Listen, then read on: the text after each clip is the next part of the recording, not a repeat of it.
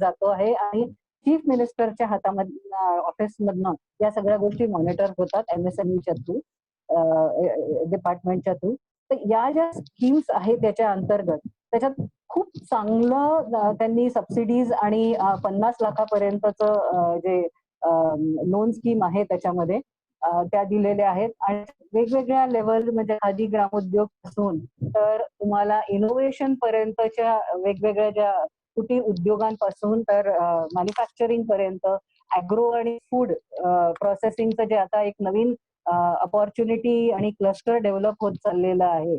या सगळ्या याच्यामध्ये त्यांचा अतिशय चांगल्या सबसिडीज आणि स्कीम्स आहेत. या पूर्ण सगळ्या स्कीम्स वरनं एक बुकलेट मी डेव्हलप करते आहे.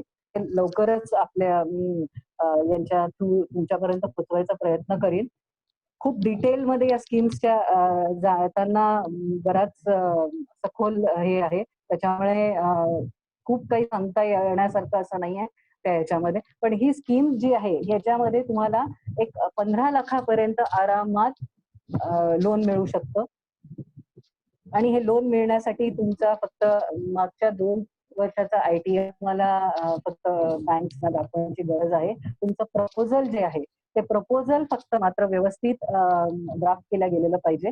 आजकाल खूप चांगले चांगले सॅम्पल्स सुद्धा अवेलेबल आहेत प्रपोजलचे इंटरनेटवर आणि काही जर सपोर्ट लागला तर आहोतच, तुम्ही आम्हाला पण कॉन्टॅक्ट करू शकता. आणि हे प्रपोजल जेव्हा तुम्ही एखादी आयडिया आली आणि त्याचा बिझनेस करायचा आहे आणि हे बिझनेसचं प्रपोजल बनवल्यानंतर जेव्हा तुम्ही बिझनेस च्या लोनसाठी किंवा वेगवेगळ्या स्कीम्सच्या अंडर तुम्ही जेव्हा MSME कडे जाता किंवा तुम्ही ऑनलाईन सुद्धा ऍप्लिकेशन करता तेव्हा ते करत असताना एक 2-4 गोष्टींची काळजी घेणं खूप गरजेचं आहे. त्याच्यामध्ये ज्या डॉक्युमेंटेशनचा जो पार्ट आहे अतिशय शांतपणे आणि विचारपूर्वक करणं फार गरजेचं आहे. कारण तो जो ते जे डॉक्युमेंट्स आहेत ते तुमच्या सिबिल स्कोर साठी जाणार आहेत. त्याच्यामुळे कुठल्याही डॉक्युमेंट्स मध्ये जर काही अडचणी आल्या तुमच्या याच्यामध्ये तर कदाचित तुमचा पुढचे मार्ग पण बंद होतात वेगवेगळ्या याच्यात. कारण एकदा तुमचा सिबिलचा स्कोर खराब झाला किंवा त्याच्यात काही अडचणी आल्या तर पुढच्या कुठल्याही स्कीम मध्ये तुम्हाला लोन घ्यायला प्रॉब्लेम येतो. अशा वेळेला मग अनसेक्युअर्ड लोन्स म्हणून पण एक स्कीम आहे. वेगवेगळ्या बँक्सच्या थ्रू ही अनसेक्युअर्ड लोन्स म्हणजे ज्याच्यात तुम्हाला कुठल्याही प्रकारचं कोलॅटरल द्यावं लागत नाही, कुठल्याही कुठली गोष्ट गहाण टाकायच्या हे करायची गरज येत नाही. अशा पण म्हणजे वेगवेगळ्या स्कीम्स आहेत. या स्कीम्स चे जे डिटेल्स आहेत ते मी तुम्हाला मला असं वाटतं मार्फत माझं जे बुकलेट बनत आहे त्याच्या मार्फत. तर मला असं म्हणायचं की जेव्हा तुम्ही कुठलाही बिझनेस तुमचा एक्झिस्टिंग बिझनेस जरी असेल त्याला जर तुम्हाला एक्सपॅन्ड करायचं असेल तर त्याच्यात सगळ्यात पहिली जी गोष्ट आहे ती मुद्रापासून चालू होते. मुद्रानंतर तुमच्याकडे अन्नपूर्णाचं एक केटरिंगच्या रिलेटेड स्पेशली वुमन ऑन्टरप्रेन्युअर्ससाठी पण आहे. त्याच्यामध्ये वुमन ऑन्टरप्रेन्युअर्सला एक जो लोन मिळतं त्याच्यामध्ये तुम्हाला 50% वुमन एम्प्लॉईज असणं गरजेचं आहे. अशा वेगवेगळ्या स्कीम्सच्या वेगवेगळ्या अशा पॅटर्न्स आहेत. श्री शक्ती नावाची एक स्कीम आहे. आता वुमन्ससाठी एनर्जी मध्ये पंकजना माहितीच असेल की सोलार एनर्जी आणि रिन्युएबल एनर्जीचं सध्या खूप चांगलं अपॉर्च्युनिटीज आहेत. अशाच्यात जेव्हा वुमन एंटरप्रेन्युअर्सला पण उतरण्यासाठी म्हणून स्कोप साठी म्हणून आता एक न्यू वुमन आणि एनर्जी स्कीम निघालेली आहे.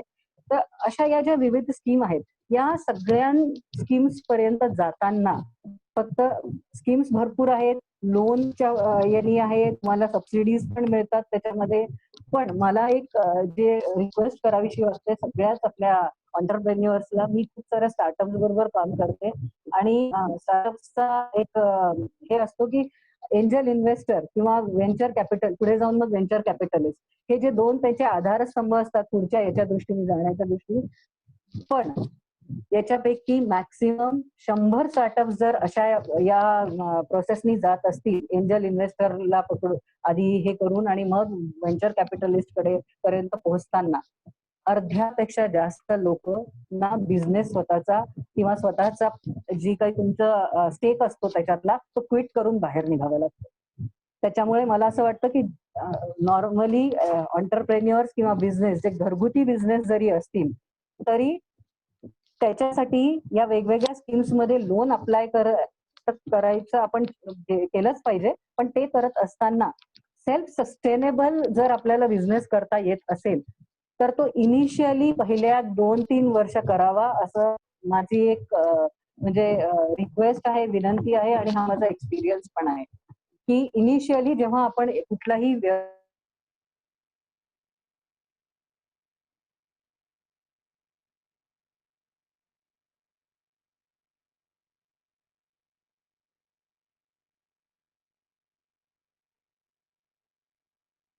लोन किंवा कुठल्या स्कीमच्या अंडर तो बसवण्याचा प्रयत्न करत असतो, ते तर करावंच, पण त्याच्यासाठी मला असं वाटतं 1 ते 2 वर्षाचा कालावधी गेलेला असला तर तो जास्त उपयुक्त ठरतो. कारण याचं आहे की तो बिझनेस आपण जेव्हा सुरू करतो तेव्हा खूप उत्साहात सगळ्या गोष्टी होतात आणि कालांतराने आपल्याला लक्षात येतं की त्याचं मार्केट आपल्या जवळ नाही. ते मार्केट कदाचित आपल्या आजूबाजूच्या एरियामध्ये नाहीये, आपल्या गावामध्ये नाही. आणि मग अशा वेळेला ते लोन असतं, त्याच्यावर तुमचं कोलॅटरल असतं बरेचदा आणि अशा यांनी मग हे बिझनेसेस कधीच पुढे जाऊ शकत नाही. आणि इनिशियल लेवललाच तुम्हाला हा जो सेटबॅक येतो त्याच्यातनं बाहेर निघणं खूप कठीण असतं आणि स्पेशली ज्या महिला उद्योजिका आहेत त्या उत्साहाच्या भरात बऱ्याच गोष्टी सुरू करतात आणि करायलाही पाहिजे. आपल्याजवळ कुठली कला आहे तर त्याचं जर व्यवसायात रूपांतर होत असेल तर त्यापेक्षा नक्कीच ती अतिशय छान गोष्ट आहे. पण त्या उत्साहाच्या भरात जेव्हा आपण हे करतो सुरू, तेव्हा जर आपण प्रॉपर त्याचं प्लॅनिंग केलेलं नसेल, त्याचं मार्केट अनालिसिस केलेलं नसेल, आपल्या जे टार्गेट कस्टमर्स आहे त्यांची मनोवृत्ती किंवा त्याचा रिसर्च जर झाला नसेल, कदाचित आपल्या प्राइसिंग मध्ये, आपल्या क्वालिटीमध्ये आणि आपल्या आउटरीच मध्ये म्हणजे मार्केट ज्या ज्या पद्धतीने तुम्हाला एक्सपॅन्ड करायचं आहे त्या गोष्टींचा जर पहिलेच विचार केला नाही तर अशा छोट्या छोट्या आणि चांगल्या क्रिएटिव्ह बिझनेसेसला सेटबॅक येतो. आणि त्याच्यामुळे मला असं वाटतं की जेव्हा पण आपण एखादी आयडिया किंवा बिझनेस सुरू करायचा आहे तेव्हा सगळ्यात पहिले एक काम करावं ते म्हणजे की MSME मध्ये जाऊन आपला प्रोजेक्ट फाईल करावा आणि त्याच्याच बरोबर उद्योग आधार रजिस्ट्रेशन करावं. बरेच लोक उद्योग आधार रजिस्ट्रेशन किंवा MSME रजिस्ट्रेशन करत नाहीत, पण त्याचे इतके सारे बेनिफिट्स आहेत म्हणजे जवळपास लिस्ट केले तर 20-25 असे हातावर मोजण्या इतके बेनिफिट्स आहेत की त्याच्यात तुम्हाला कोलॅटरल फी लोन मिळतं, इलेक्ट्रिक बिलचं कन्सेशन मिळतं, तुमचे काही प्रॉब्लेम्स आले किंवा एखाद वेळेस तुम्हाला तुमच्या कस्टमर बरोबर काही प्रॉब्लेम आला तर तुमचं जे एक champions.gov.in नावाचं एक आता नवीन पोर्टल चालू झालेलं आहे. तुम्ही जर त्याच्यात तुमचं हे केस घेऊन गेला किंवा रिड्रेसलसाठी ग्रीव्हियन्स तुम्ही लिहिला तिथे तर तुम्हाला त्याचा पटकन त्याच्याबद्दल तुम्हाला लगेच रिड्रेसल मिळतं आणि तुमची केस लवकरात लवकर ऐकून त्याचा निकाल लावण्यात येतो. तर अशा छोट्या छोट्या वेगवेगळ्या गोष्टी त्याच्यामध्ये MSME सेक्टरच्या याच्या मार्फत आहेत. पण ते करण्यापूर्वी मला असं वाटतं की कुठल्याही स्कीम मध्ये जाण्याच्या अप्लाय करण्याच्या आधी तुमचा प्रोजेक्ट रिपोर्ट जो आहे तो प्रॉपर पाहिजे. तुमचा अभ्यास तुमच्या आजूबाजूच्या कस्टमर्सचा, तुमच्या मार्केट रिसर्चचा हा चांगला पाहिजे आणि अर्थात क्वालिटी वाईज तर तुम्ही त्याच्याकडे लक्ष द्यालच. कुठलेही तुम्ही व्यवसाय सुरू करणार, कुठलीही सर्व्हिस देणार असाल तर त्याच्याबद्दल तुम्ही क्वालिटी बद्दल तर दक्षता घ्याल, याबद्दल काही वादच नाहीये. पण कुठल्याही स्कीम आहेत, अवेलेबल आहेत. जसं आता मी हे chief minister employment generation scheme म्हटलं, ही अतिशय चांगली स्कीम आहे. याच्यात जर तुम्हाला मॅन्युफॅक्चरिंग करायचं असेल तर तुम्हाला सबसिडाइज रेटमध्ये जागा मिळते. तुम्हाला रिपेमेंटसाठी जास्त याचा काय म्हणतात पिरियड आहे. पेबॅक पिरियड जो आहे तो जास्तीत जास्त मिळतो. त्याच्यानंतर तुमच्या याच्यामधलं जो साठी मार्केटिंगसाठी जे प्लॅटफॉर्म्स आहेत, ई प्लॅटफॉर्म्स आहेत, जेम सारखा प्लॅटफॉर्म आहे, त्या सगळ्यांचा तुम्हाला फायदा करून घेता येतो जर तुमचं उद्योग आधाराचं रजिस्ट्रेशन झालेलं असेल तर. आणि त्यातही पुढे जर तुम्हाला तुमचा एस्टॅब्लिश्ड बिझनेस असेल, जसं आता बरेचदा आपल्या व्हॉट्सअप ग्रुपवर बरेच आपले मित्र आणि महिला मैत्रिणी जे आहेत त्या आपल्या ट्रेडिंगच्या बिझनेस बद्दल बरंच काही टाकत असतात. तर तर हा सायमल्टेनियस बिझनेस असावाच त्या याच्यामधनं, कारण त्याच्यामधनं तुम्हाला छोटे छोटे प्रॉफिट्स मिळतच जाणार आहेत. पण त्यापेक्षा मॅन्युफॅक्चरिंग मध्ये जे काही स्कीम्स आहेत आणि ज्या मॅन्युफॅक्चरिंगची आज आपल्या भारताला, आपल्या देशाला आणि आपल्याला पण सुद्धा गरज आहे, त्या याच्यामध्ये जर संघटित होऊन आपल्याला काही करता आलं, म्हणजे आता हे सेल्फ हेल्प ग्रुप्स आहेत, जॉईंट लायबिलिटीचे ग्रुप्स आहेत, हे अतिशय छान स्कीम्स आहेत MSMEच्या. जॉईंट लायबिलिटी ग्रुपमध्ये कोणावरही जास्त बर्डन न येता तुम्ही आपापल्या पद्धतीने आपापला इंटरेस्ट किंवा जे आपलं स्ट्रेंथ आहे आपल्या याच्यात, कोणाची मार्केटिंग आहे, कोणाची पॅकेजिंग आहे, किंवा कोणाची मार्केट कनेक्शन्स आहे, किंवा कोणाचं प्रोडक्शनची हे जे आहे, या स्किल्स ज्या आहेत त्या एकत्र येऊन एक ग्रुप फॉर्म करून जर एक छानसा व्यवसाय तिथून उभं करता येऊ शकतो. आणि आता तर गव्हर्नमेंटनी MSME क्लस्टर डेव्हलपमेंटचा एक खूप सुंदर कॉन्सेप्ट आणलेला आहे की वेगवेगळ्या क्लस्टर्स फॉर्म केलेले आहेत फूड प्रोसेसचे याचे. त्याच्यामध्ये काय होत आहे की कॉमन फॅसिलिटी सेंटर येणार आहे. त्या कॉमन फॅसिलिटी सेंटरमध्ये ज्या अवजड मशिनरीज होत्या त्या मशिनरीज तिथे तुम्हाला वापरायला मिळणार आहेत at a very very subsidised cost किंवा फ्री ऑफ कॉस्ट लेवलमध्ये. जसं आपल्या इथे एक टेक्सटाईल क्लस्टर आहे, जर नागपूर पासून थोडस कोराडी साईड गेला तर तिथे एक टेक्सटाईल क्लस्टर आहे. तिथून इतक्या चांगल्या चांगल्या गोष्टींचं आता एक्सपोर्ट लेवल पर्यंत गेलेले आहेत. अशा छोट्या छोट्या उद्योगांसाठी क्लस्टर फॉर्म होतात आहेत. फूड प्रोसेसिंग आणि ऍग्रो याच्यावर खूप भर दिला जातो आहे. आणि मी जे पाहते की आता सध्या कोविडमुळे आपण घरी आहोत, घरी असल्यामुळे वेगवेगळ्या पाककलांवर भरपूर जोर दिला जातो आहे. आणि या पाककलांमधल्या बऱ्याचशा गोष्टी अशा आहेत की ज्या पुढे जाऊन एक्सपोर्ट होऊ शकतात. बऱ्याच एक्सपोर्ट जरी नाही झाल्या तरी नागपूरच्या बाहेर त्या जाऊ शकतात, वेगवेगळ्या प्रांतांमध्ये जाऊ शकतात. आणि त्याच्यासाठी सिंपल ज्या छोट्या छोट्या गोष्टी आहेत की तुम्ही ज्या मायक्रो लेवलवर आणि कुटीर उद्योग सारखं घरी करता आहात त्याचा थोडासा एक प्लॅन्ड वेनी तुम्हाला ते बाहेर करता येऊन तुमचा बिझनेस एक्सपॅन्ड होऊ शकतो. त्याच्यासाठी स्कीम्स पण आहेत. जसं मी सांगितलं की त्या स्कीम्सची माहिती मी तुमच्यापर्यंत पोहोचवण्याचा एक पुढच्या आठवड्यात प्रयत्न करीन. कारण या नवीन स्कीम्स रिवाईज होतात आहेत, त्याच्यात काय काय ऍडिशन्स करता येऊ शकतात त्या नवीन रिव्हिजन्स तुमच्यापर्यंत पोहोचवण्याचा प्रयत्न करीन. आणि त्याद्वारे जर अजून काही आपल्याला पुढे याच्यावर करता आलं या प्लॅटफॉर्मच्या थ्रू तर नक्की आपण करू शकतो.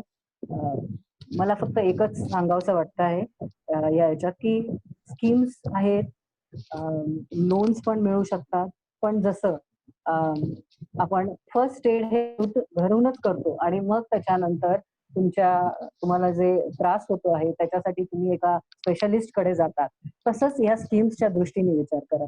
फर्स्ट एड हे नेहमी घरूनच व्हायला पाहिजे. तुमचा जो इनिशियल जो हे आहे बिझनेस आहे तो तुमच्या घरूनच आणि तुमच्याच लेवलवर तो प्रॉफिटेबल झाला तरच तो पुढे एक्सपॅन्ड होऊन मोठ्या लेवलवर जाऊ शकतो.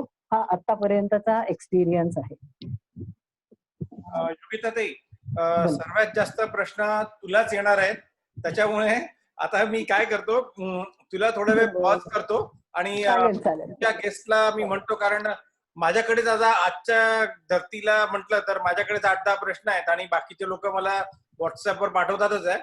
नक्की. आणि पंकज, मला असं वाटतं की याच्यावर ना आपण एक वेगळं सेशन घेऊया ज्याच्यात सगळ्यांनाच आपण इन्व्हॉल्व्ह करूया, कारण बाकीचे पण स्पीकर्स आहेत आणि त्यांच्याकडे अतिशय चांगली माहिती आहे, मी ऐकलेली आहे बरेच जणांची. त्याच्यामुळे मला असं वाटतं ती पण माहिती शेअर झाली पाहिजे सगळ्यांची. तर याच्यावर आपण एक फुल फ्लेज व्यवस्थित एक सेशन पण करू शकतो. याच्यातले जे इंटरेस्टेड लोक असतील त्यांना घेऊन आपण पुढे जाऊया नंतर. बिलकुल. आणि क्वेश्चन आन्सर्स असतील तर ते आपण नंतर घेऊया. आपण घेऊ मध्ये ते. धन्यवाद. राजवाडकर साहेबांना मी आता इन्व्हाइट करतो, कारण सर्वात जास्त कोणाचं कौतुक केलं गेलं असेल या सेशन मध्ये, फ्रॉम हेमंत दादा टू योगिताताई इज मिस्टर राजवाडकर. कारण सगळ्यांचं म्हणणं होतं की सगळे लोक स्कीम सांगतात पण ते लोन देतात, तर मी त्याच्यामुळे मी त्यांना रिक्वेस्ट करतो की sir you please take on the mic and you start on now.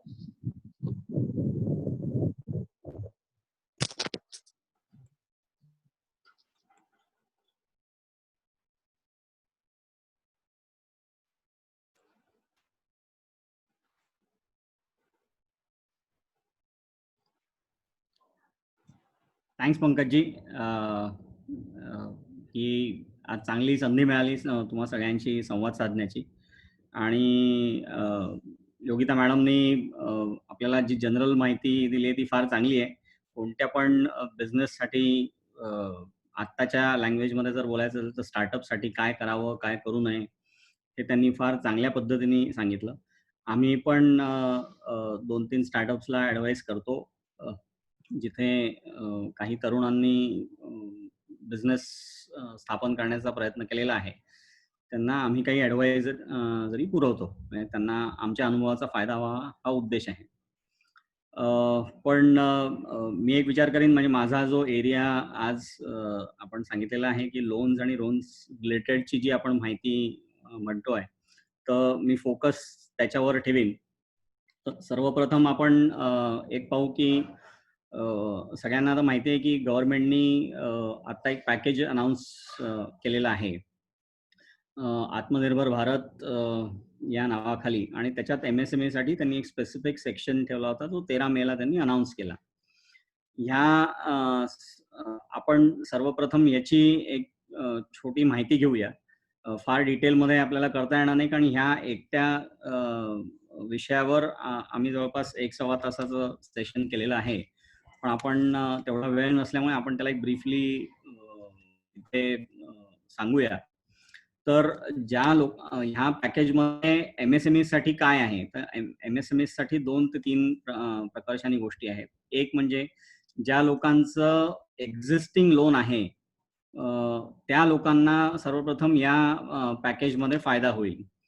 तो फायदा असा, पहिला म्हणजे की तुम्हाला तुमचे जे लोन चे EMIs असतील, ते EMI आपल्याला डेफर करता येतील. डेफर करता येतील म्हणजे पहिल्यांदा त्यांनी 3 महिने सूट दिली होती, आणि आता वाढवून त्यांनी ती अजून ॲडिशनल RBIनी 3 महिन्याची केलेली आहे. म्हणजे टोटल स्टार्टिंग फ्रॉम मार्च आपल्याला 31 ऑगस्ट पर्यंत आपल्याला हे EMIचं एक्सटेन्शन करता येईल.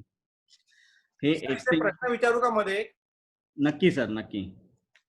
4 स्पीकर आहे तर नंतर राहून जाईल.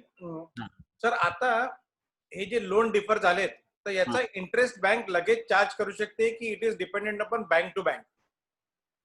सर, हा 2 याच्यात गोष्टी आहेत. एक म्हणजे टर्म लोनचं EMIचं डेफरमेंट, आणि दुसरं म्हणजे वर्किंग कॅपिटलच्या इंटरेस्टचं डेफरमेंट.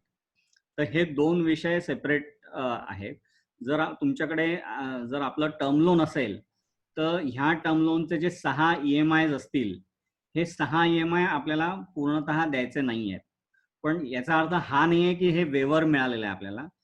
हे जे EMI डेफर होतील, हे आपल्याला कधी पे करायचं, तर आपलं लोन जेव्हा संपणार होतं, म्हणजे सपोज माझं 24 महिन्याचं लोन होतं आधीच्या टेनर प्रमाणे, आणि मी 6 महिन्यांचं एक्सटेन्शन घेतलेलं आहे, तर माझं आता लोन टेनर होईल 24 अधिक 6 म्हणजे 30 महिन्यांचं.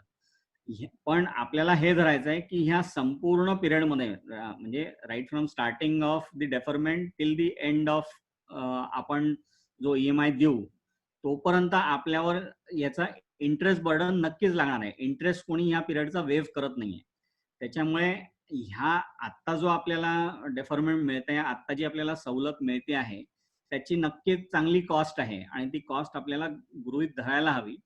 पण ऍट द सेम टाइम आपल्याला ही अपॉर्च्युनिटी कॉस्ट म्हणून कम्पेअर करावं लागेल, की आज जर मला समोरचं फ्युचर अनसर्टन दिसतंय, तर आज मी माझ्याकडचा कॅश फ्लो आज जाऊ द्यावा की नाही जाऊ द्यावा.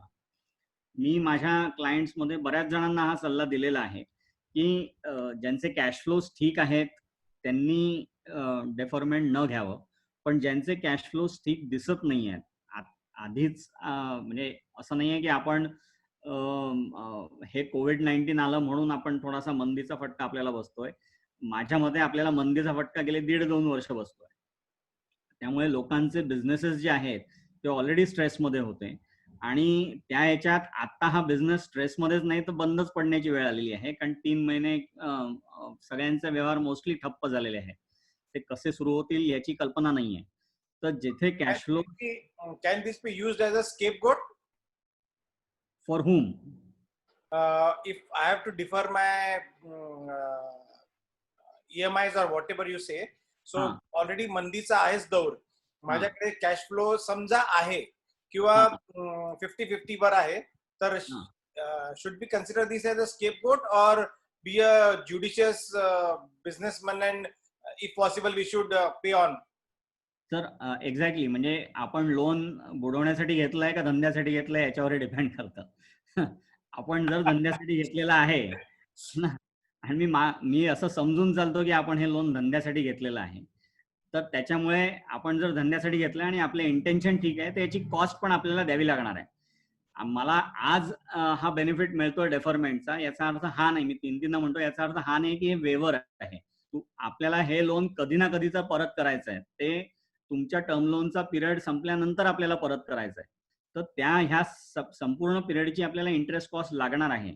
आणि याचं जर आपण रुपयामध्ये कॅल्क्युलेशन केलं, म्हणजे आपण प्रेझेंट व्हॅल्यू ऑफ मनी जर कन्सिडर नाही केला, पण जर रुपयामध्ये कन्सिडर केलं तर याची कॉस्ट भरपूर येते. ओके, तर त्याच्यामुळे डेफर तेव्हाच करावं जेव्हा आपल्याला पुढच्या वर्षभराचे किंवा पुढच्या ऍटलीस्ट 6 महिन्याचे कॅश फ्लोज आपल्याला जर सर्टन नसतील, तर याचं डेफरमेंट घ्यावं, अन्यथा डेफरमेंट घेऊ नये.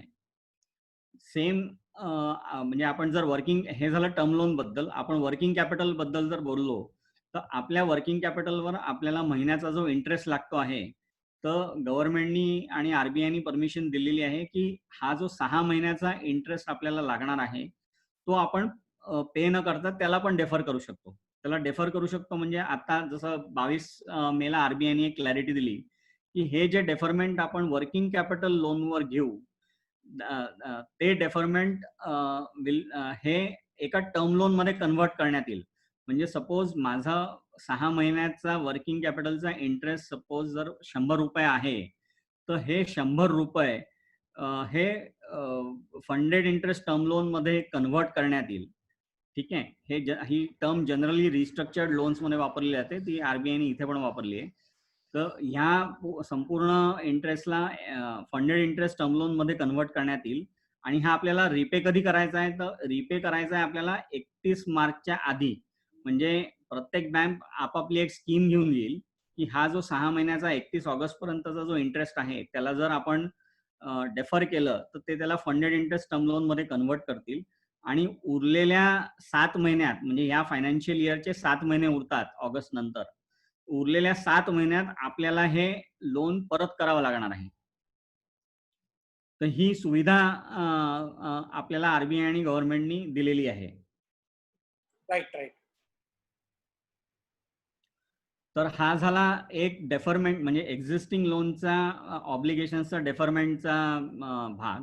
दुसरं एक स्कीम जी आत्मनिर्भर भारतमध्ये गव्हर्नमेंटनी प्रपोज केली आहे आणि आता बँका त्याला इम्प्लिमेंट करतील. बँकांच्या इंटरनल पॉलिसीज आता फ्लोट होतील. माझ्या मते या आठवड्याच्या संपेपर्यंत त्या पॉलिसीज आल्या पाहिजेत.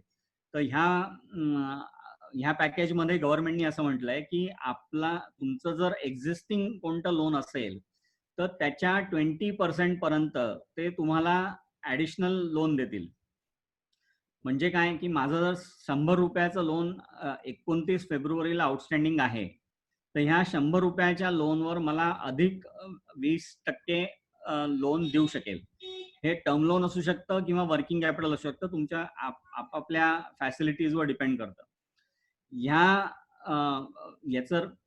ही जी ऍडिशनल फॅसिलिटी आपल्याला मिळेल, याचं त्यांनी इंटरेस्ट वर एक कॅप घातलेली आहे. म्हणजे सरकारी बँका 9.25% पर्यंत इंटरेस्ट घेऊ शकतात, त्याच्या खाली पण घेऊ शकतात. आणि एनबीएफसी जे आहेत त्या आय थिंक इट इज ते 14% पर्यंत त्याला इंटरेस्टला कॅप घातलेली आहे.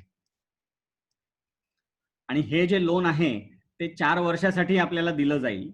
आणि हे त्याचं म्हणजे आपल्याला प्रिन्सिपलचं मोरॅटोरियम, म्हणजे प्रिन्सिपल आपल्याला पहिले 12 महिने पे करावी नाही लागणार, पण इंटरेस्ट लागत राहणार. आणि उरलेल्या पिरियडमध्ये म्हणजे 3 वर्षामध्ये याचं आपल्याला रिपेमेंट करायचं आहे. तर ही ऍडिशनल लोन बाबतीतली सुविधा झाली. पण ही आपण समजून घ्यावी की ही त्याच लोकांसाठी आहे ज्यांच्या ऑलरेडी फॅसिलिटीज आहेत आणि त्या वापरल्या गेल्या आहेत. याच्यावर गव्हर्नमेंट काय करताय, तर याच्यावर गव्हर्नमेंट आपल्याला ऍडिशनल कोलॅटरल मागत नाहीये. आपल्याला CGT MSE कडे जायला सांगत नाहीये की ज्याची फीस पण लागते. गव्हर्नमेंटनी म्हटलंय की याची गॅरंटी दिली जाईल एका स्पेसिफिक स्कीमच्या अंतर्गत. म्हणजे ही जी ॲडिशनल 20% अमाऊंट आहे ती संपूर्ण अमाऊंट ची गॅरंटी गव्हर्नमेंट घेत आहे आणि त्याच्यासाठी त्यांनी फंड्स पण प्रोव्हाइड केलेले आहेत. या गॅरंटी घेण्यासाठी आपल्याला कोणतीही ॲडिशनल कॉस्ट लागत नाहीये. तर तेवढं एक गव्हर्नमेंटनी याची सुविधा करून दिली आहे की ही ॲडिशनल अमाऊंट आपल्याला ची गॅरंटी गव्हर्नमेंट घेत आहे. पण पे आपल्यालाच करायचं आहे. आपण जर डिफॉल्ट केला तर गव्हर्नमेंट बँकेला पैसे देईल.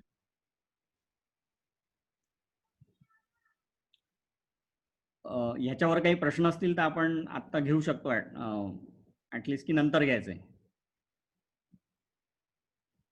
पण आत्ताही घेऊ शकतो, पण माझ्यामध्ये थोडा बाउन्सर गेलेला आहे, त्याच्यामुळे थोडा वेळ लागेल प्रश्न यायला. आपण तोपर्यंत माझ्या मते दुसरा टॉपिक असेल, दुसरा सब्जेक्ट असेल तर तो घेऊ. नाही, बाउन्सर गेलाय आणि जर सांगायचं किंवा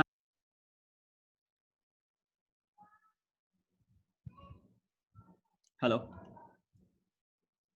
हॅलो हॅलो, बोला बोला, ऐकू येत आहे. माझा आवाज ऐकू येतोय का? हो. बर.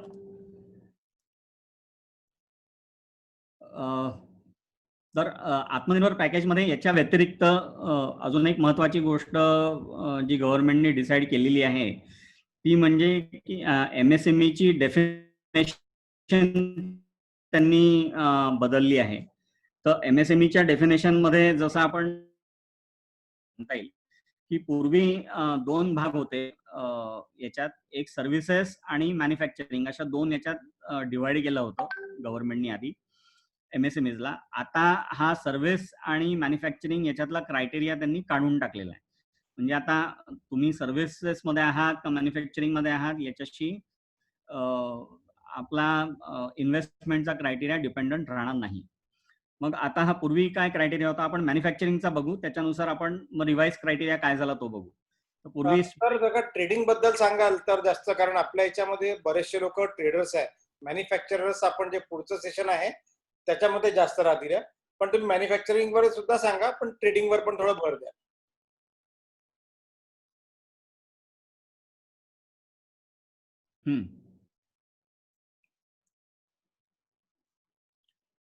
हॅलो सर, तुमचाच आवाज येत नाही.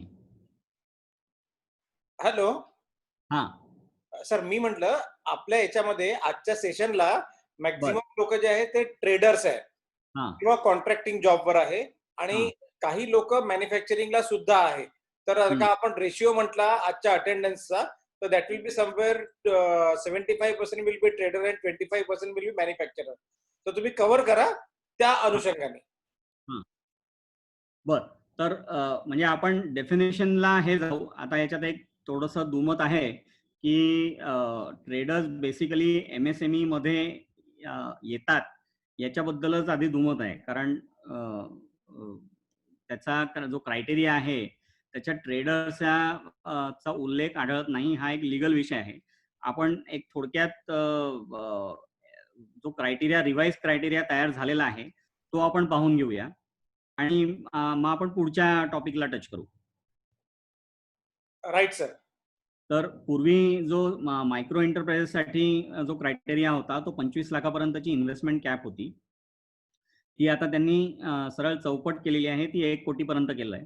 म्हणजे कोणतं पण जे एंटरप्राइज मायक्रो एंटरप्राइज म्हणून जर क्लासिफाय करायचं असेल तर आपल्याला मॅक्झिमम 1 कोटीपर्यंतची इन्व्हेस्टमेंट अलाउड आहे. त्याच्याच बरोबर त्यांनी एक टर्नओव्हर क्रायटेरिया पण टाकलेला आहे जो पूर्वी नव्हता. तर टर्नओव्हर क्रायटेरिया काय की ज्यांचा टर्नओव्हर 5 कोटीपर्यंत आहे अशा आणि ज्यांची इन्व्हेस्टमेंट 1 कोटीपर्यंत आहे अशा एंटरप्राइजेसला मायक्रो एंटरप्राइजेस म्हणून क्लासिफाय केलं जाईल. त्याच्यानंतर येतं स्मॉल एंटरप्राइजेसची डेफिनेशन. पूर्वी त्याचा क्रायटेरिया होता 5 कोटीपर्यंतची इन्व्हेस्टमेंट, आता ती त्यांनी दुप्पट केली आहे, 10 कोटी केलं आहे आणि टर्नओव्हर क्रायटेरिया केलाय अप टू 50 कोटी. म्हणजे ज्यांचा टर्नओव्हर 50 कोटीपर्यंत जातो आणि ज्यांची इन्व्हेस्टमेंट 10 कोटीपर्यंत जाते ते स्मॉल एंटरप्राइजेस झाले आणि तसंच मीडियम एंटरप्राइजेसमध्ये ज्यांची इन्व्हेस्टमेंट 20 कोटीपर्यंत आहे आणि ज्यांचा टर्नओव्हर 100 कोटीच्या आत आहे, असे मीडियम एंटरप्राइजेस झाले. याच्यावर एक थोडक्यात सांगतो, कदाचित सरकार ही डेफिनेशन थोडीशी चेंज करेल आणि अप्पर कॅप जी आहे ती 200 कोटीपर्यंत वाढवेल. माझ्या मते म्हणजे आजचा जो आपला हे आहे, म्हणजे आजचे आपले जे श्रोते आहेत, तर त्या याच्यात आपण कदाचित मायक्रो आणि स्मॉल मध्ये जर मोडत असू तर आपल्याला हे 2 क्रायटेरिया उपयोगी पडतील.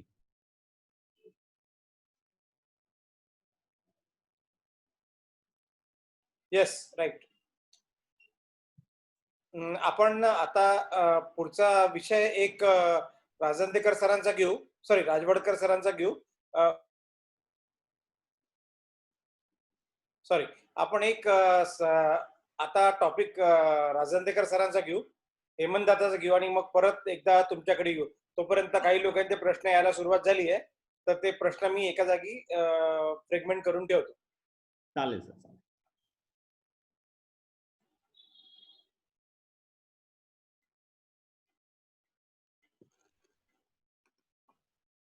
राजंदेकर सर, आपण माझा आवाज ऐकू येतोय? हो, येतोय. यस, बोलू? हो सर, बिलकुल. Yes, thank you.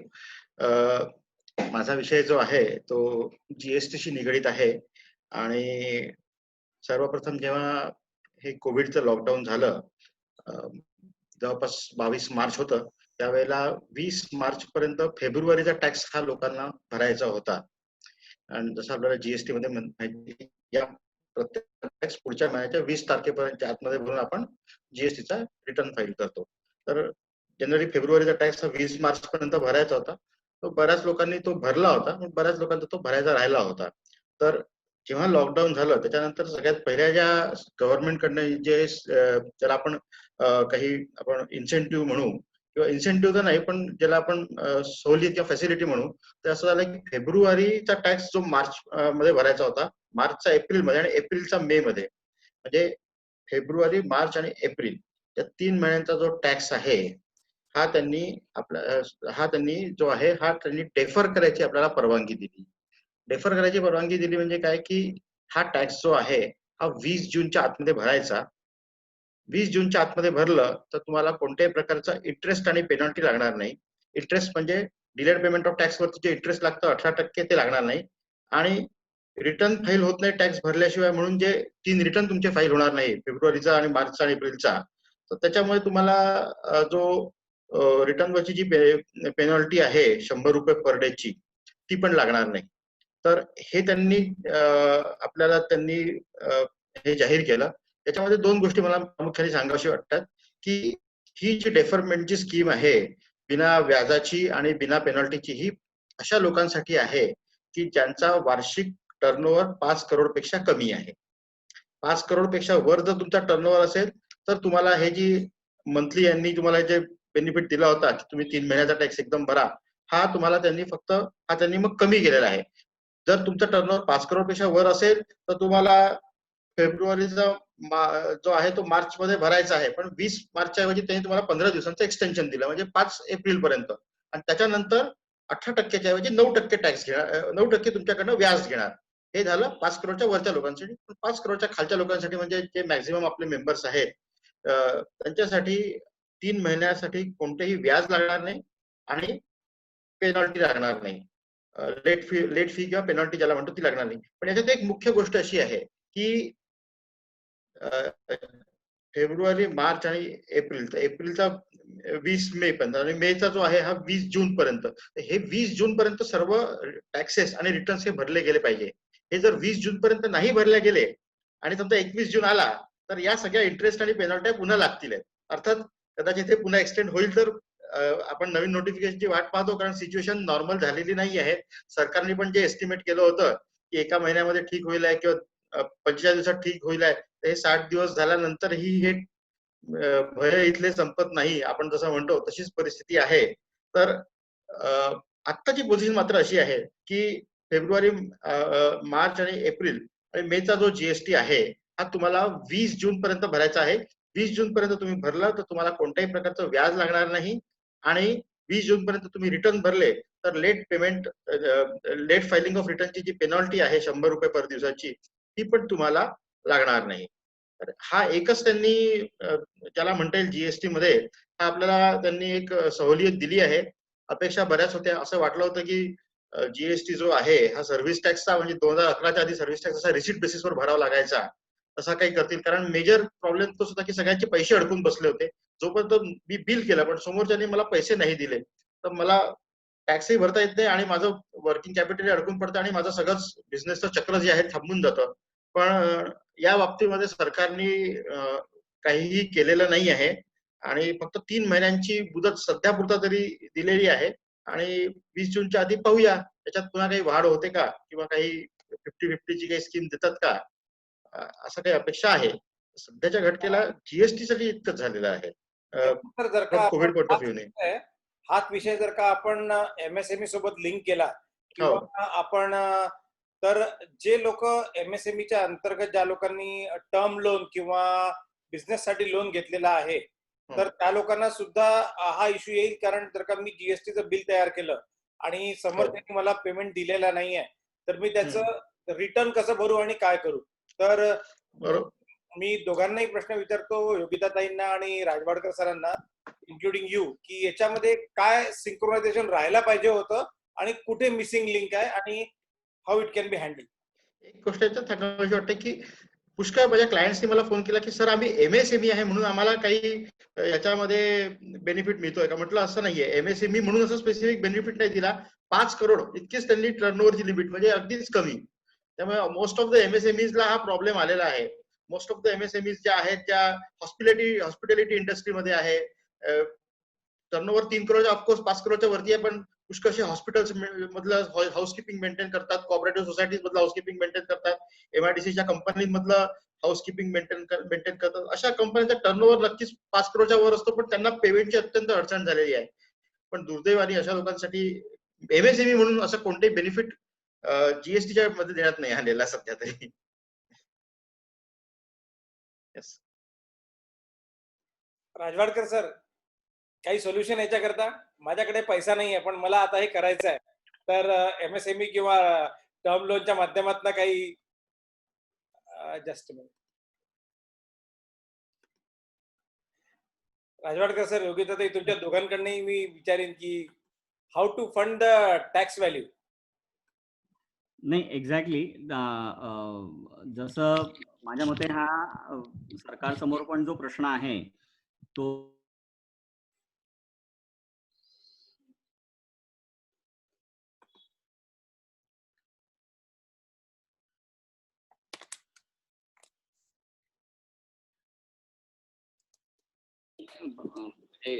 असं माझं मत आहे की 20 लाखाचं पॅकेज जरूर अनाऊन्स केलं आहे, पण इफेक्टिव्ह जी लिक्विडिटी मार्केटमध्ये येते आहे, जी गव्हर्नमेंटच्या थ्रू आलेली आहे,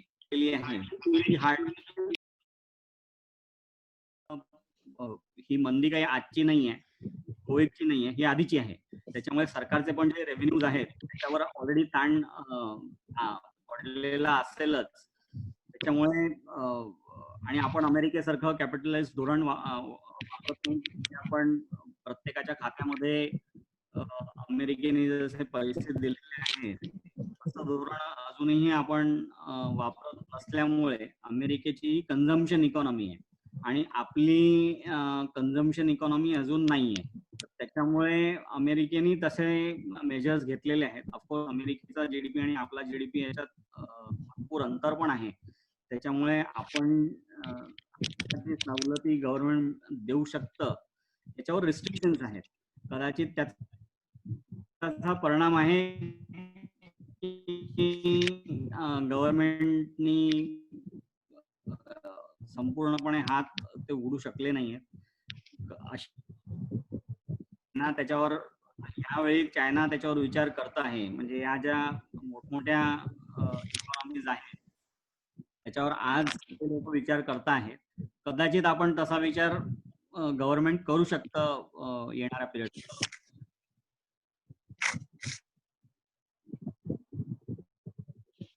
योगिता ताई, तुमचं काय याच्यावर वन लाईनर?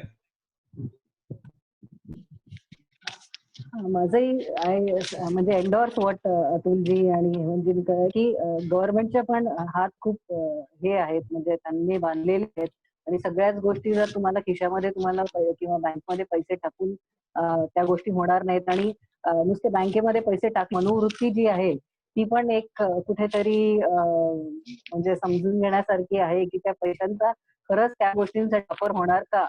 म्हणजे जीएसटी साठी सुद्धा जर त्यांनी काही मॉनिटरी हे एक्सटेंड केले, स्कीम्स एक्सटेंड केल्या किंवा लोन किंवा इव्हन डायरेक्ट टॅक्स म्हणजे बेनिफिट्स, कॅश बेनिफिट्स जरी दिले तरी त्याची आपली मनोवृत्ती आहे का ती त्याच्यासाठी वापरण्याची, हा पण एक खूप मोठं क्वेश्चन आहे त्याच्या आपल्यासमोर. त्याच्यामुळे मला असं वाटतं की थोड्या कालांतरामध्ये याच्यावर पण उत्तरं सापडतील.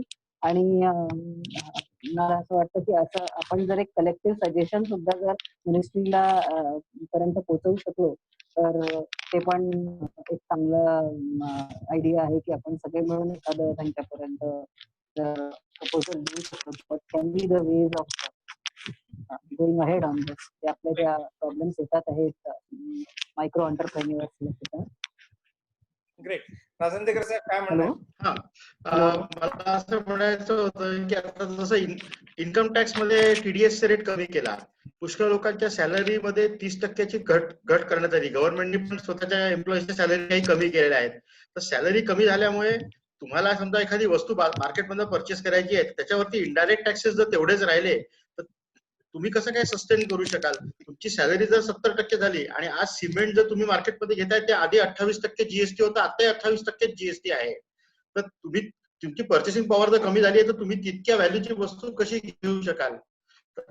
नॅचरली त्या वस्तूंवरती पण तेवढा टॅक्स डिस्काउंट व्हायला पाहिजे, तर तुमची पर्चेसिंग पॉवर तुमच्या पैशांची जी आहे ती मेंटेन होईल. नाही तर तुम्हाला पगार कमी झाला पण तुम्ही सरकारला टॅक्स इनडायरेक्ट टॅक्सच्या माध्यमातून का होईना पण जास्तीच देऊन राहिलेले आहेत, अशी परिस्थिती निर्माण झाली आहे.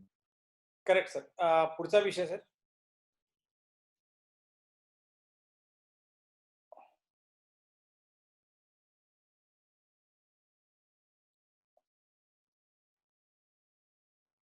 सर आपण पुढचा विषय घ्यावा.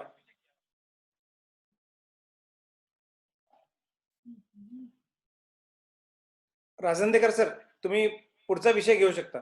हा.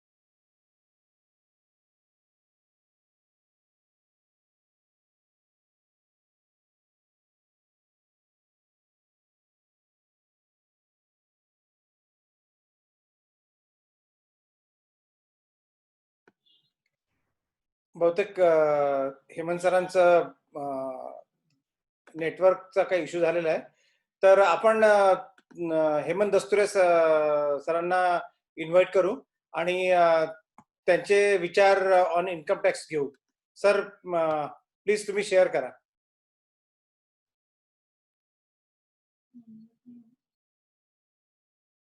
हॅलो. हॅलो. हा, माझा आवाज ऐकू येतो का? ऑडिबल. ओके. नमस्कार मंडळी. अखिल भारतीय ब्राह्मण महासंघाचे व्यापारी आघाडीचे प्रमुख श्री खिरवळकर यांनी या कार्यक्रमाचे आयोजन केले त्याबद्दल सर्वप्रथम मी त्यांचे अभिनंदन करतो. आणि आमचे आयोजक इतके हुशार आहेत की त्यांनी जो सिक्वेन्स ठेवला आहे तो खूपच मजेशीर आहे. की पहिले त्यांनी योगिता मॅडमला एंटरप्राइज MSME सुरू कसं करायचं त्याविषयीची पूर्ण माहिती श्रोते वृंदांना मिळावी अशी व्यवस्था केली. मग तुम्ही एकदा एंटरप्राइज सुरू केलं की मग तुम्हाला कर्ज कसं घ्यायचं, कर्जाचं पेमेंट कसं करायचं, जे काही विविध योजना आहेत त्या राजवाडकर सरांकडून त्याची माहिती देण्याचा प्रयत्न करण्यात आला. नंतर तुमचं कर्ज घेतल्यानंतर युनिट सुरू झालं, मग तुम्ही सेल परचेस सुरू केला आणि मग GST तुमचा संबंध आला आणि मग तुम्ही GST रिलेटेड इश्यूज डिस्कस केले आणि सगळ्यात शेवटी प्रॉफिट उरल्यानंतर काय येतं तर इन्कम टॅक्स कसा भरायचा. आणि बहुतेकांना मला वाटतं की इंडस्ट्रियल असो, बिझनेसमॅन असो, प्रोफेशनल असो, इन्कम टॅक्स भरणं बहुतेकांना थोडं कंटाळवाणं वाटतं किंवा जीवावर येतं. लॉकडाऊनच्या पिरियड नंतर सरकारने जसं GST संबंधित काही सुधारणा किंवा सवलती दिल्या तशाच इन्कम टॅक्स मध्ये पण बऱ्याचशा सवलती दिल्या. सवलती म्हणण्यापेक्षा आपण असं म्हणू की 20 मार्च नंतर 31 मार्च पर्यंत फायनान्शियल इयर एंड जो असतो शेवटचे 15 दिवस, तर त्याला आपण असेसमेंट इयर म्हणतो. Assessment year 19-20 pertaining to financial year 18-19 बऱ्याचशा ड्यू डेट्स होत्या. जसं filing of income tax return for financial year 18-19 याची लेट फी भरून तुम्हाला जे रिटर्न फाईल करायचं होतं त्याची डेट होती 31 मार्च 2020. तर ती त्यांनी 30 जून पर्यंत एक्सटेंड केली आहे. म्हणजे आता या 30 जून पर्यंत तुम्ही तुमचे जर रिटर्न पेंडिंग असतील फायनान्शियल 18-19 त्या इन्व्हेस्टमेंटची डेट पण त्यांनी 30 जून पर्यंत केली आहे. या 30 जून पर्यंत ह्या इन्व्हेस्टमेंट जर तुम्ही केल्या तर याचा फायदा तुम्हाला फायनान्शियल इयर 19-20च्या टॅक्स सेव्हिंग साठी घेता येईल. आणि नंतर सेक्शन 54 आणि सेक्शन 54GB पर्यंत जे सेक्शन्स आहेत जे कॅपिटल गेनशी रिलेटेड आहे.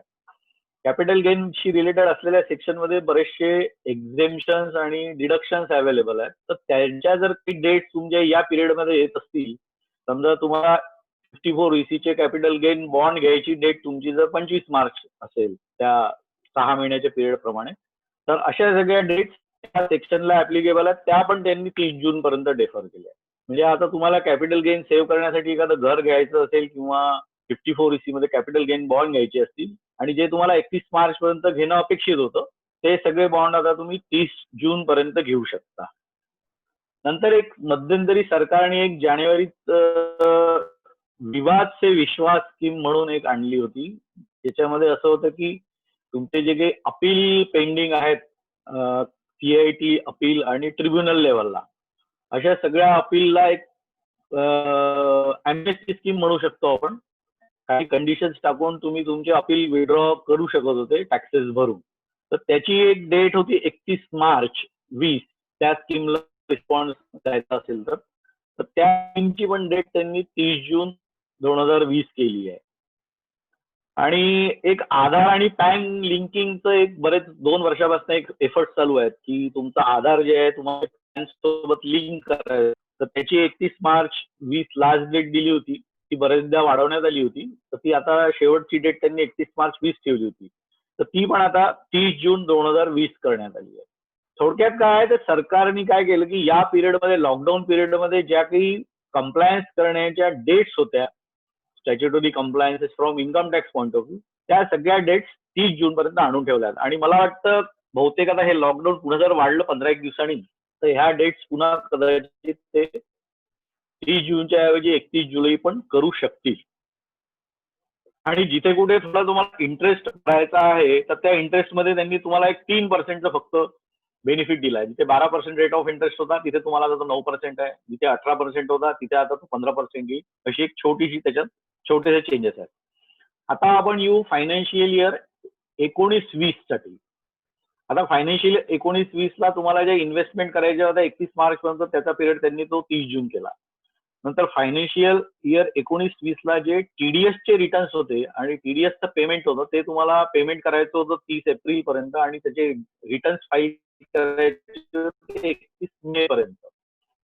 तर ती डेट पण त्यांनी डेफर करून 30 जून केली आहे. म्हणजे आता तुमचे टीडीएसचे रिटर्न तुम्ही 30 जून पर्यंत फाईल करू शकता विथ पेमेंट ऑफ टीडीएस आणि त्याच्यावर लागणार इंटरेस्ट. आणि महत्त्वाचा प्रश्न उरतो की 31 जुलै ही डेट सॅलरी आणि स्मॉल बिझनेस एंटरप्राइजेस साठी त्यांचे इन्कम टॅक्स रिटर्न फाईल करण्यासाठी होती पर्टेनिंग टू फायनान्शियल इयर 19-20. तर ती 31 डेट स्ट्रेट वे त्यांनी 30 नोव्हेंबर केली आहे. म्हणजे आता तुमच्याकडे भरपूर वेळ आहे की तुम्ही तुमचे रिटर्न्स 30 नोव्हेंबर पर्यंत भरू शकता ऑन ऑर बिफोर 30 नोव्हेंबर. तर सॅलरी आणि स्मॉल बिझनेस वाल्यांसाठी जी 31 जुलै डेट होती ती झालेली आहे 30 नोव्हेंबर. दुसरा होतं की जे लोक ज्यांचा टर्नओव्हर जास्त आहे 1 करोडच्या वर 2 करोडच्या वर जो क्रायटेरिया आहे की ज्यांना टॅक्स ऑडिट ऍप्लिकेबल आहे अंडर सेक्शन 44AB, या टॅक्स ऑडिट ज्यांना ऍप्लिकेबल होतो त्यांना टॅक्स ऑडिट फाईल करण्याची लास्ट डेट होती, टॅक्स ऑडिट रिपोर्ट फाईल करण्याची लास्ट डेट होती 30 सप्टेंबर. ती त्यांनी केली आहे आता 31 ऑक्टोबर. आणि तुम्ही रिटर्न जरी 31 ऑक्टोबर टॅक्स ऑडिट रिपोर्ट जरी तुम्ही 31 ऑक्टोबरला फाईल केला तरी तुम्ही तुमचा इन्कम टॅक्स रिटर्न जे आहे ते 30 नोव्हेंबर पर्यंत फाईल करू शकता. म्हणजे थोडक्यात काय केलं की 30 नोव्हेंबर पर्यंत सगळेच लोक त्यांनी त्या ह्याच्यात कव्हर केले. All entities, individual, partnership firm, company, trust, cooperative societies and all other legal entities यांचे सगळ्यांचे return on or before 30 November तुम्हाला फाईल करायचे आहे. आणि टॅक्स ऑडिट बद्दल मी सांगितलं आहे की टॅक्स ऑडिट तुम्हाला 31 ऑक्टोबर पर्यंत तुमचा फाईल करायचा आहे. आणि अजून एक महत्वाचा चेंज त्यांनी जो केला तो हा जो 20 लाख करोडचं जे पॅकेज दिलं त्याच्यामधला विषय आहे की त्यांनी टीडीएसचे रेट कमी केले. तर टीडीएसचे रेट कमी कसे केले की डायरेक्ट त्यांनी 75% रेट केले. म्हणजे पूर्वी प्रोफेशनल फीजवर 10% टीडीएस कापावा लागायचा तर तो आता 7.5% कापावा लागेल. कॉन्ट्रॅक्टरचा टीडीएस आपण 2% करत होतो तर तो आता 1.5% करावा लागेल. कमिशनवर 5% रेट होता तर तो आता तुम्हाला 0.25 कमी करून मला वाटतं की तो 3.5% वगैरे. म्हणजे जे ओरिजिनल रेट होते त्या रेटला सरळ 75% करायचा आणि त्या रेटने तुम्ही टीडीएस भरायचा आहे. हे नवीन नोटिफिकेशन येईपर्यंत मला वाटतं या फायनान्शियल इयर मध्ये हाच रेट राहील बहुतेक. हॅलो पंकज ऐकून येते तुझं? हा प्रोराटा बेसिसवर राहणार आहे की हा प्रोराटा बेसिसवर राहणार आहे की फक्त या लॉकडाऊन पिरियडच्या दरम्यान जे झालं त्याच्या पुरताच आहे? नाही, हा 1 एप्रिल पासून ऍप्लिकेबल आहे. फ्रॉम 1 एप्रिल फायनान्शियल इयर जेव्हा सुरू झालं तेव्हापासून म्हणजे रिट्रोस्पेक्टिव्ह इफेक्ट आहे त्याचा. आणि हा कंटिन्यू होत राहील आहे की मला वाटतं या फायनान्शियल इयर साठी राहील हा. म्हणजे 31 मार्च 2021 पर्यंत सेम रेट राहील आणि नेक्स्ट फायनान्शियल इयरला बहुतेक ते नेक्स्ट बजेटमध्ये पुन्हा चेंज करतील ते. तर ह्या सगळ्या इन्कम टॅक्स मधल्या चेंजेस होते म्हणजे मी थोडक्यात कव्हर केल्या. आता आपण दुसऱ्या विषयाकडे वळू शकतो काही प्रश्न असतील तर. आता याच्यामध्ये आपण जे ऐकलं तर मी सगळ्यांचे म्हणजे नाव all the participants can unmute their mic. तर मी इथे पहिले तर पॅनलिस्ट जे आहेत त्यांना इतरांनी जे संभाषण केलं त्याच्याबद्दल काही व्ह्यू द्यायचे असतील तर त्यांनी ते द्यावे. आणि मग त्याच्यानंतर इथे बरेच आहेत, गोटे साहेब आहेत, मोहोळकर साहेब आहेत, देहाड्राय साहेब आहेत, ज्यांना मी ओळखतो, मिस्टर देव आहेत आणि बरेच मोठी मोठी मंडळी आहे. तर मी त्यांनाही विनंती करेन की त्यांचे प्रश्न असतील तर त्यांनी पण एक एक करून विचारावे. एव्हरीबडी, प्रत्येक जण स्वतःचा माईक अनम्यूट करू शकतो आता. Hello sir. बोला हर्षल. हा सर नमस्कार. माझा टॅक्स संबंधित एक प्रश्न आहे. हो विचारा विचारा. Income tax related question. Sir माझा असा प्रश्न आहे की 18-19चा माझा आई वडिलांचा टॅक्स भरायचा राहिलेला आहे, म्हणजे तो मी आता भरू शकतो हे डेट एक्सटेन्शन झाल्यामुळे? हॅलो, आवाज येते का तुम्हाला? हो येतोय आवाज. हो, तुम्ही 18-19चा टॅक्स पण भरू शकता आणि 30 जून पर्यंत तुमचा रिटर्न पण फाईल करू शकता. हो पण सर नाही, तो त्यांचा विदिन लिमिटच आहे जी 2.5 लाखाची लिमिट होती मागच्या वर्षी. ओके. तर त्याला फाईन वगैरे किती लागेल, म्हणजे हेवी नाही? त्यांना जर टॅक्स लागणार नव्हता तर फाईन पण लागणार नाही. नाही आणि जर समजा काही आपल्याला दाखवता येईल नॉमिनल समजा 10,000 5,000 पर हेड जर भरायचा असं सेल्फ डिक्लेरेशन थ्रू जर दाखवता आला तो तर त्याला 31 जास्त मार्च पर्यंत जे काही त्याच्यावर इंटरेस्ट वगैरे लागणार होतं ते लागेल. बस पण फाईन बनून नाही जास्त असं लागणार नाही, पण तो लेट फायलिंग जे होतं 5,000 रुपये ते लागणारच आहे नक्की. कारण बरं. आणि त्याची within limit ड्यू जर डेट होती हे 31 लागणार. जुलै 2019. तुम्ही ते अजूनही फाईल नाही हो. केलेलं आहे, तर ते 31 मार्चला फाईल हो, केलं असं समजून त्याच्यावर 5,000 रुपये फाईन लागेल. बरं, पण एक्सिडिंग टॅक्स लिमिट आणि विदिन द टॅक्स लिमिट असेल तर काहीच लागणार नाही, विदिन द टॅक्स लिमिट काहीच लागणार. फाईन वगैरे लागणार नाही. ठीक आहे, ठीक आहे.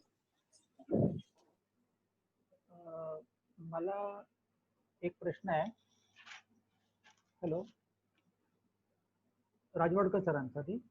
सर थोडं जोरात बोलाल का, ऐकू येत नाही. हा, मला राजवाडकर सरांसाठी प्रश्न आहे. हॅलो, बोला ना सर. बोला सर.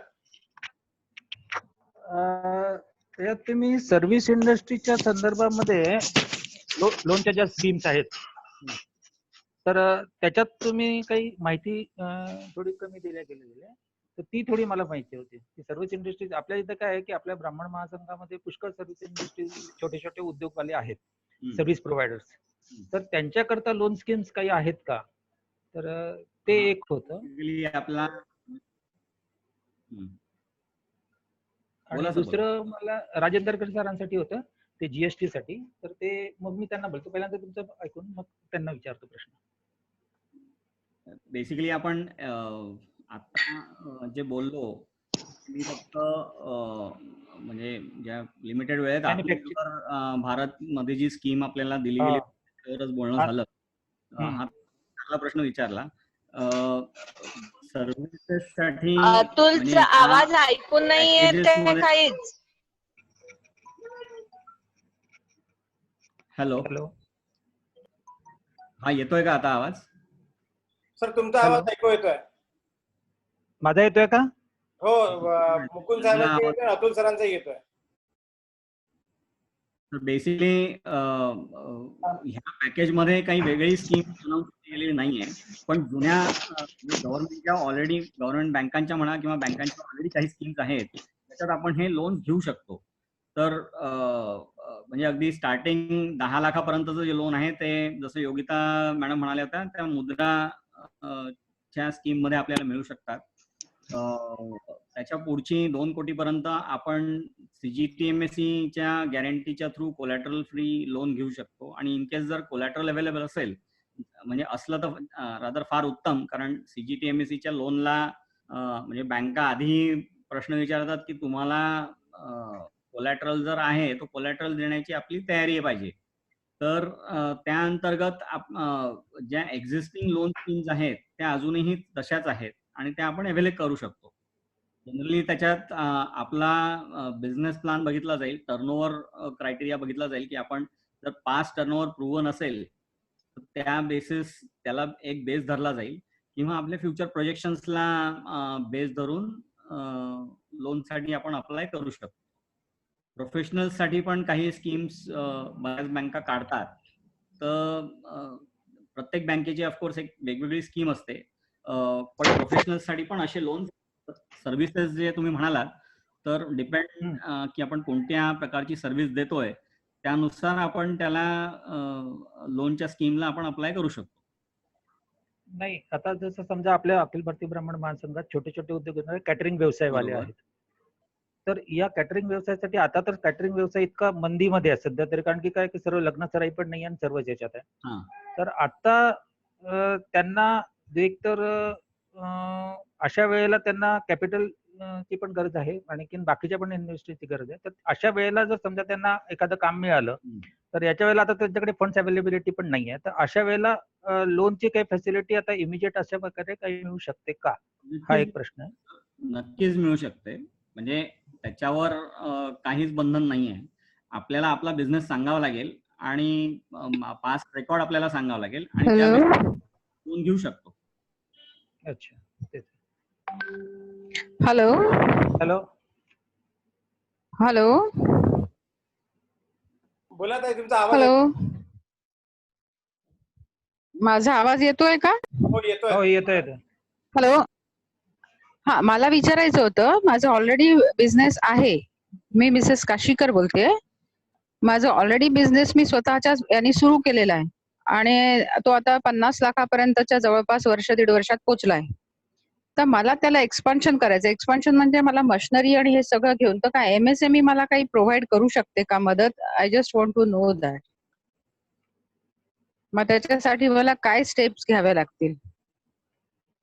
पंकजजी, मी उत्तर देऊ? Hello hello anybody can guide. हा, hello. So you all are the experts. Anybody can Hello? guide the problem. हा, एक महिला उद्यम निधी स्कीम असते. हा, त्याच्यामध्ये तुम्हाला तुमचा एक्झिस्टिंग जो बिझनेस आहे हा. त्याला मॉडर्नायझेशन करण्याला किंवा त्याच्यामध्ये अपग्रेडेशन करायला ती स्कीम आहे. हम्म. 10 लाखापर्यंतच आपल्याला त्याच्यामध्ये लोन मिळतं आणि 10 वर्षांचा तुम्हाला पेबॅक पिरियड असतो त्याच्यामध्ये. इनफॅक्ट मला असं वाटतं याहीपेक्षा अतुलजी अजून चांगल्या पण काही स्कीम्स असतील तर त्यात तुम्हाला करू शकते. पण जनरली म्हणजे ट्रेडिशनल पद्धतीने जे लोक बिझनेस करतात ते लोक नॉर्मली असं काही करतात. पण माझा बिझनेस जरासा वेगळा आहे. माझा बिझनेस थोडा ट्रेडिशनल नसून माझं फायर रेटेड डोर्स बनवायचं, फायर प्रूफ डोर्स जे असतात किंवा अकॉस्टिक डोर्स वगैरे हे सगळं बनवायचं आहे. पण त्याला 10 lakh is not sufficient amount actually. That's right. Yeah. कारण माझ्या मशिनरीज ज्या आहेत त्या स्टीलचे आता तर 50 माझं वर्षभरात आणि ऑर्डर्स येत आहेत, असं नाहीये. बँगलोर पासनं, हैदराबाद पासनं सगळीकडनं ऑर्डर्स आहेत, तर मी ते प्रोजेक्शन वगैरे देऊ शकते. That is not the issue. पण मला जरा एक्सपान्शन करायचं आहे, नाही खूप जरी तरी पण थोडं बहुत सुरुवात किंवा हळूहळू. आणि आमच्या याच्यात कसं असतं, हे बिझनेस जरी सुरू केला तर तुम्हाला टेस्टिंग लागतात सगळे. फायर प्रूफचं टेस्टिंग लागतं, अकॉस्टिकचं टेस्टिंग लागतं, तर that will also cost 6 lakhs per door. तर हे सगळं बघता मला थोडं सपोर्ट हवं होतं, म्हणजे काय सपोर्ट मिळू शकतो?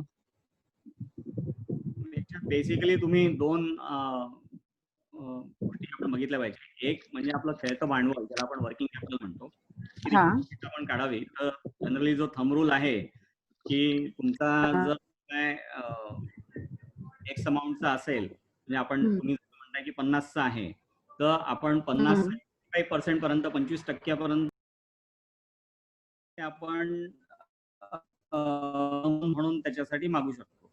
तर ही ओव्हरऑल रिक्वायरमेंट कदाचित मुद्रा फॅसिलिटीमध्ये बसणार नाही आणि तुम्हाला एक नॉर्मल रूटनी आपण जाऊ शकतो. इन केस आपल्याकडे कोलॅटरल असेल तर कोलॅटरल ऑफर करून याला लोन घेऊ शकतो. आणि जर नसेल तर आपण CGTMSE च्या तर्फे जाऊ शकतो. आणि माझ्या मते CGTMSE मध्ये मी फिट होणार नाही, कारण मी अबाव 50 आहे. 51 रनिंग आहे माझं. काय म्हणजे 51 रनिंग? एज ग्रुप त्याला हे आहे ना, एज 45 आहे ना, असं मला वाटतं. I don't think that is a criteria. म्हणजे तो क्रायटेरिया असं माझ्या मते तरी नाही आहे. आपण ते बघू शकतो. म्हणजे माझ्यासाठी पण नवा तुम्ही पॉइंट सांगितला, मी बघून घेतो एकदा. पण माझ्या मते तसं नाहीये. आणि बिझनेसमॅनसाठी म्हणजे जो नॉर्मल हे आहे, तो बिझनेसमॅनसाठी जनरली वर्किंग लाईफ पर्यंत पकडतात. त्याच्यामुळे मला वाटत नाही की असा क्रायटेरिया असला पाहिजे. मी एकदा बघून घेईन. आणि इन केस CGTMSE जर रिस्ट्रिक्शन असेल तर आपण विथ कोलॅटरल लोन साठी जाऊ शकतो. आणि मला हे सांगायचं या प्लॅटफॉर्मवर की बँकांचा जो आता सध्याचा जो कल आहे की लार्ज कॉर्पोरेट्सला कदाचित लोन द्यायला ते म्हणजे मागे पुढे बघतात, पण SMEsला लोन द्यायला आणि जिथे कोलॅटरल अवेलेबल आहे तिथे तर अगदी हाताने बँका लोन देत आहेत. म्हणजे नाही देत आहे असं नाहीये. ऑफकोर्स आपल्याला बँकेच्या ऑफिसरला जे डिसिजन मेकिंग अथॉरिटी आहे त्यांना तुमच्यावर तेवढा कॉन्फिडन्स आला पाहिजे, तुमच्या बिझनेसवर तेवढा कॉन्फिडन्स आला पाहिजे. पण ते लोन मिळणं अगदी अशक्य आहे अशातला भाग नाहीये. Rather SMEs R now welcome for availing loan facilities. ठीक आहे, thank you sir. There is a myth in the market saying that for the new startups or ladies startups or something, normally non-collateral or loans are normally avoided by the banks. आणि second याच्यामध्ये प्रश्न आलेला असा आहे की प्रत्येक वेळेस आत्ताच्या सेशन मध्ये सांगितलं गेलं की तुम्ही रिपोर्ट सबमिट करा, तर रिपोर्ट ही इंडिव्हिज्युअली करायची की ते सीए च्या मार्फत जाऊन करायची?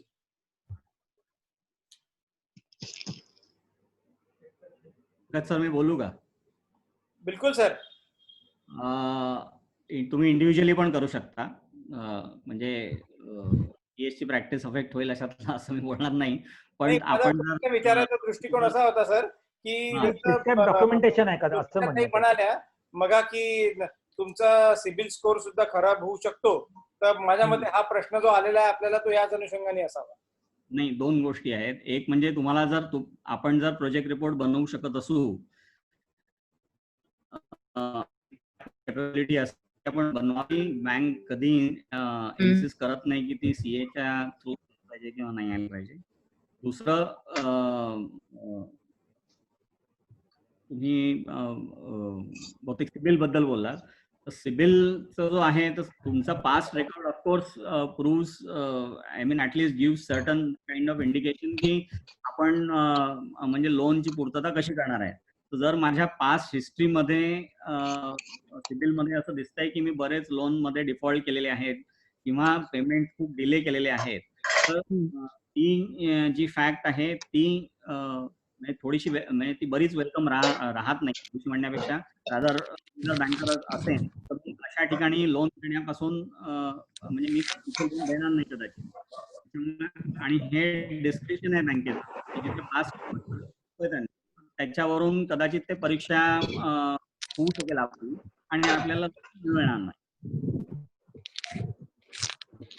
सर मला एक असं वाटतं की रिपोर्ट जो आहे तो रिपोर्ट तर तुम्ही स्वतः नक्कीच बनवू शकता प्रोजेक्ट रिपोर्ट, पण सर्टन गाईडलाईन्स असतात त्या प्रोजेक्ट रिपोर्टच्या, ज्या जर तुम्ही सॅम्पल रिपोर्ट जर पाहिले आजकाल इंटरनेटवर बरेच असे अवेलेबल असतात किंवा MSMEच्या वेबसाईटवर पण ते अवेलेबल आहे, तर ते जर पाहिले त्याला जर गाईडलाईन्स घेऊन जर तुम्ही तो प्रोजेक्ट रिपोर्ट बनवला आणि दिला किंवा वेळोवेळी जर तुम्ही याचे पण रिपोर्ट अपडेट करत असाल तर तुम्ही जर कॉन्फिडन्स असाल तर तुम्ही तो करावा, बिलकुल त्याच्यात काही वादच नाही आहे. पण बरेचदा असं होतं की छोट्याशा आपल्या कुठल्या एखादी पॉईंट राहून जाते किंवा मिस्टेक होते, त्याच्यामुळे मग पुढे जाऊन आपल्याला त्रास होतो.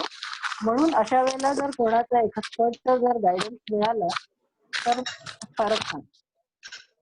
एक खूप मुद्द्याचा प्रश्न आहे, what is the time limit?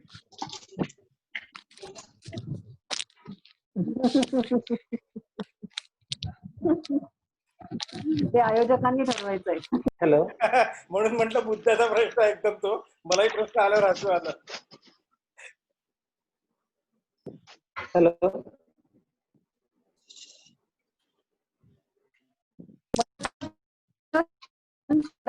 थोड्या टाइममध्ये 1 तासाचे होईल. आम्हाला पण बऱ्याचशा नवीन केसेस किंवा नवीन आयडियाज ऐकायला मिळतात आहेत, त्याच्यावर पण काही रिसर्च होऊ शकतो पुढे. राजेंद्रेकर सरांसाठी मला एक प्रश्न आहे. Hello hello hello. यस, राजेंद्रेकर सरांसाठी एक प्रश्न आहे. यस.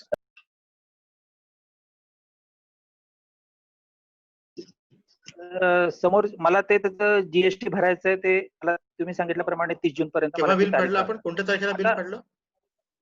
मी मार्च महिन्याच्या ते जसं क्लोजिंग झालं तसं ते काढलं. आता मला ते 30 तारखेपर्यंत मला बिल भरायचंय ना, 20 जूनच्या आतमध्ये.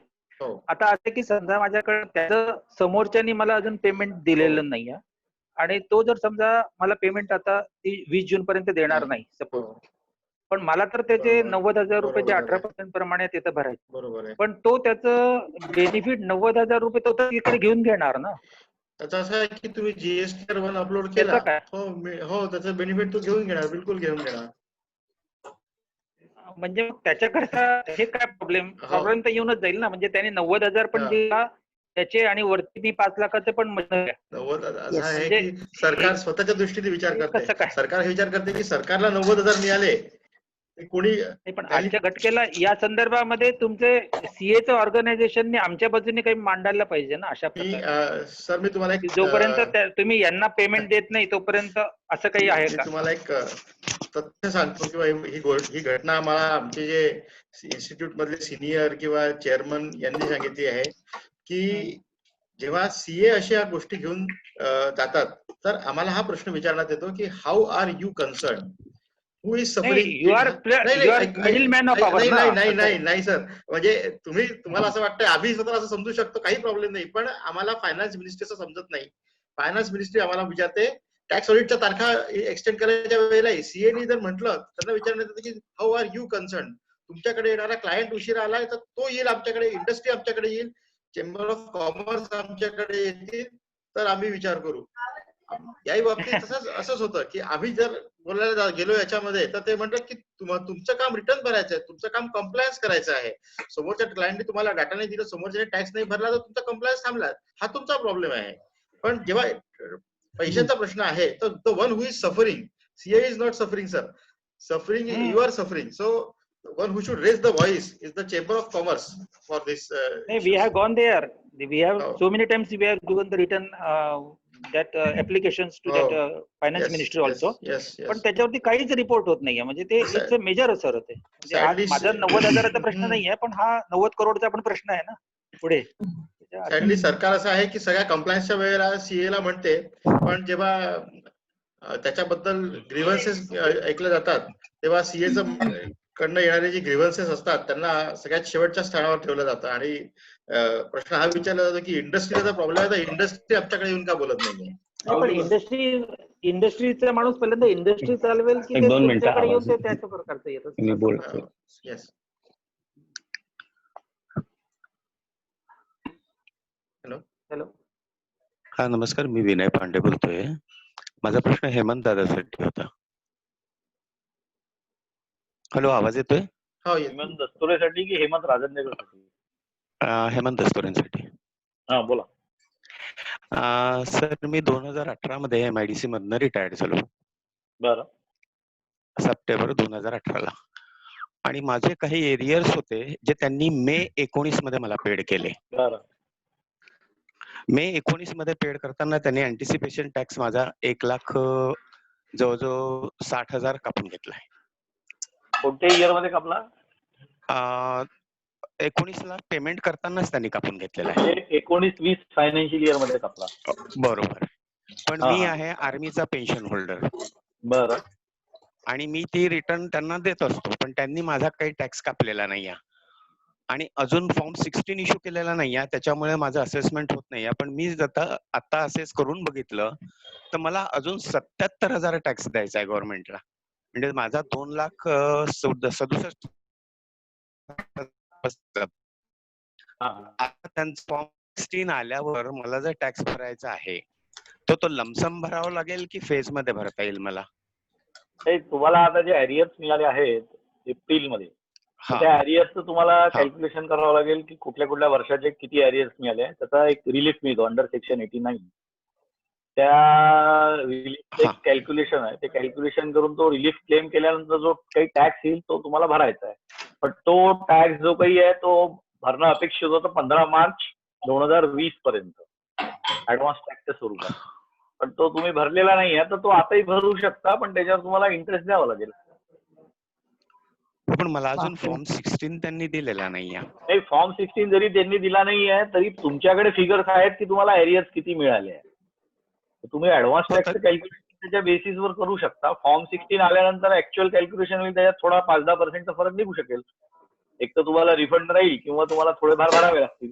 टॅक्स फॉर्म 16 साठी जर थांबून गेलात आणि तो आता फॉर्म 16 यावेळेला तुम्हाला 30 जून नंतरच मिळणार आहे तर तुमची इंटरेस्टची लायबिलिटी थोडी थोडी वाढत जाईल त्याच्यात. पण ऑलरेडी त्यांनी त्यांच्या हिशोबाने कापून घेतलेला आहे. नाही, त्यांचे तुम्ही म्हणताय ना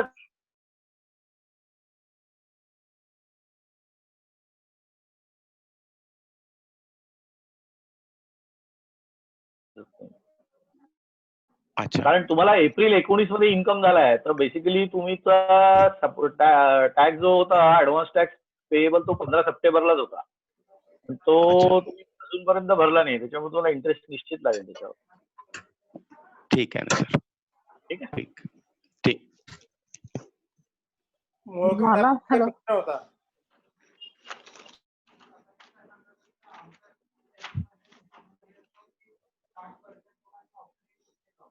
हॅलो सर. हर्षल एक मिनिट, मोहोळकर साहेबांचा काही प्रश्न होता. बरं, तो ठीक आहे, पूर्ण ठीक झाला की आपण मग हर्षलचा प्रश्न घेऊ. नाही, माझं झालं माझं. अच्छा, मग हर्षल तुम्ही घ्या. नमस्कार सर. माझा प्रश्न सगळ्यांनाच आहे, म्हणजे कंबाईंड मध्ये कोणी उत्तर देऊ शकते. प्रश्न असा आहे की सर, एक सगळ्यात सोपा आणि साधा उपाय कोणता आहे हे फंड रेझिंगचा? कारण आपण एखादी LPP जर समजा फॉर्म करतो म्हटलं तर ती रेस्ट्रिक्टेड टू 200 इन्व्हेस्टर और पार्टनर्सच लिमिटेड असते. तर आपल्याला म्हणजे माझे कॉन्टॅक्ट वगैरे किंवा ओळखीचे लोक वगैरे भरपूर आहेत, तर आपण त्याकडून डायरेक्ट फंड्स किंवा डायरेक्ट असं डिपॉझिट वगैरे घेऊन फंड रेस करू शकतो का, instead of collateral security and bank security देऊन मग लोन वगैरे घेतल्यापेक्षा?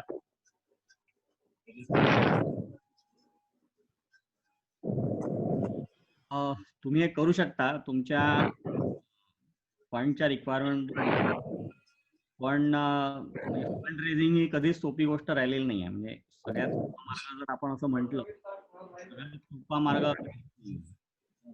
कारण म्हणजे प्रत्येक व्यावसायिकासाठी पैसा उभा करणं ही सगळ्यात कठीण गोष्ट आहे. सगळ्यात कठीण गोष्ट म्हणण्यापेक्षा वन ऑफ दी कठीण गोष्ट आहे.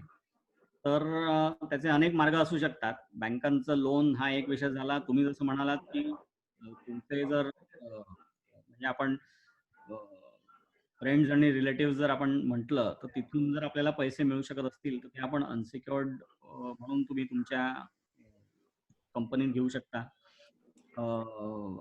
त्यांना जर तुम्हाला भागीदार म्हणून करून घ्यायचं असेल तर तुम्ही भागीदार म्हणून त्यांच्याकडून ते आणू शकता. आणि प्रायव्हेट लिमिटेड कंपनीमध्ये नंबर ऑफ शेअर होल्डर्सवर रिस्ट्रिक्शन आहे. त्या होल्डर्स मधून जर आपल्याला तेवढी रक्कम मिळत नसेल हा, मग म्हणजे काय आहे की जिथे नंबर ऑफ शेअर होल्डर्स वाढतात, भागीदार वाढतात, त्याला रेग्युलेट करण्यासाठी म्हणूनच सरकारने हे कायदे बनवले आहेत. आणि मग त्याच्याप्रमाणेच आपल्याला तशा स्टेप्स घ्याव्या लागतात.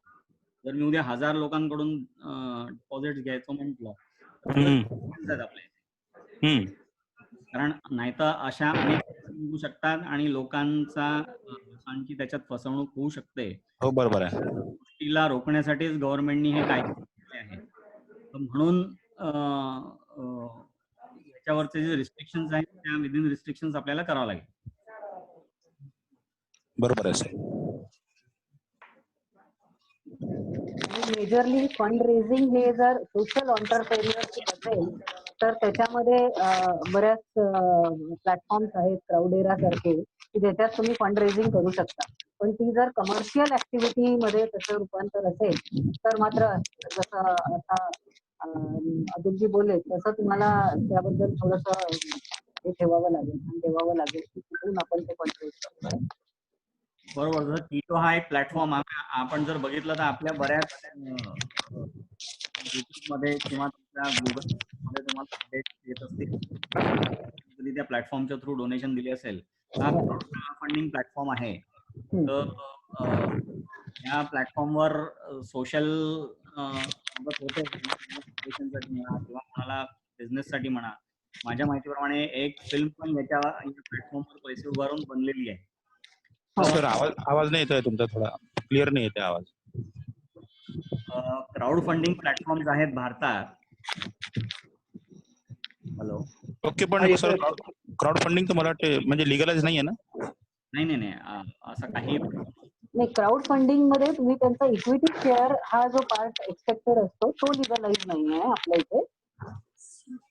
आणि मेडिकल हेल्थ इश्यूज साठी फक्त आपण क्राऊड फंडिंग करू शकतो, पण बाकीच्या कामांसाठी वगैरे नाही करू शकत आपण, जसं अमेरिकामध्ये वगैरे. सोशल एंटरप्रेन्योरशिप जे म्हणतो ना आपण, त्यासाठी करू शकतो. त्याच्यामधनं नॉट फॉर प्रॉफिट ज्या गोष्टी आहेत त्याच्यासाठी तुम्ही नक्की करू शकता, पण कमर्शियल ऍक्टिव्हिटीसाठी. मी सगळ्या पॅनलिस्टला म्हणतो, तुम्ही लोकांनी आता एवढे जे सगळे लोकांचे किंवा एकमेकांचे व्ह्यूज ऐकले, माझ्या मते तुम्ही सगळे लोक एकमेकांच्या पॅनलवर असतात. तर याच्यात तुम्हाला प्रत्येकाला काय सजेशन द्यावं लागेल, सजेशन द्यावं वाटतं? One line would be nice. आणि देन वोकर साहेबांना क्लोजरचे करायचं आहे.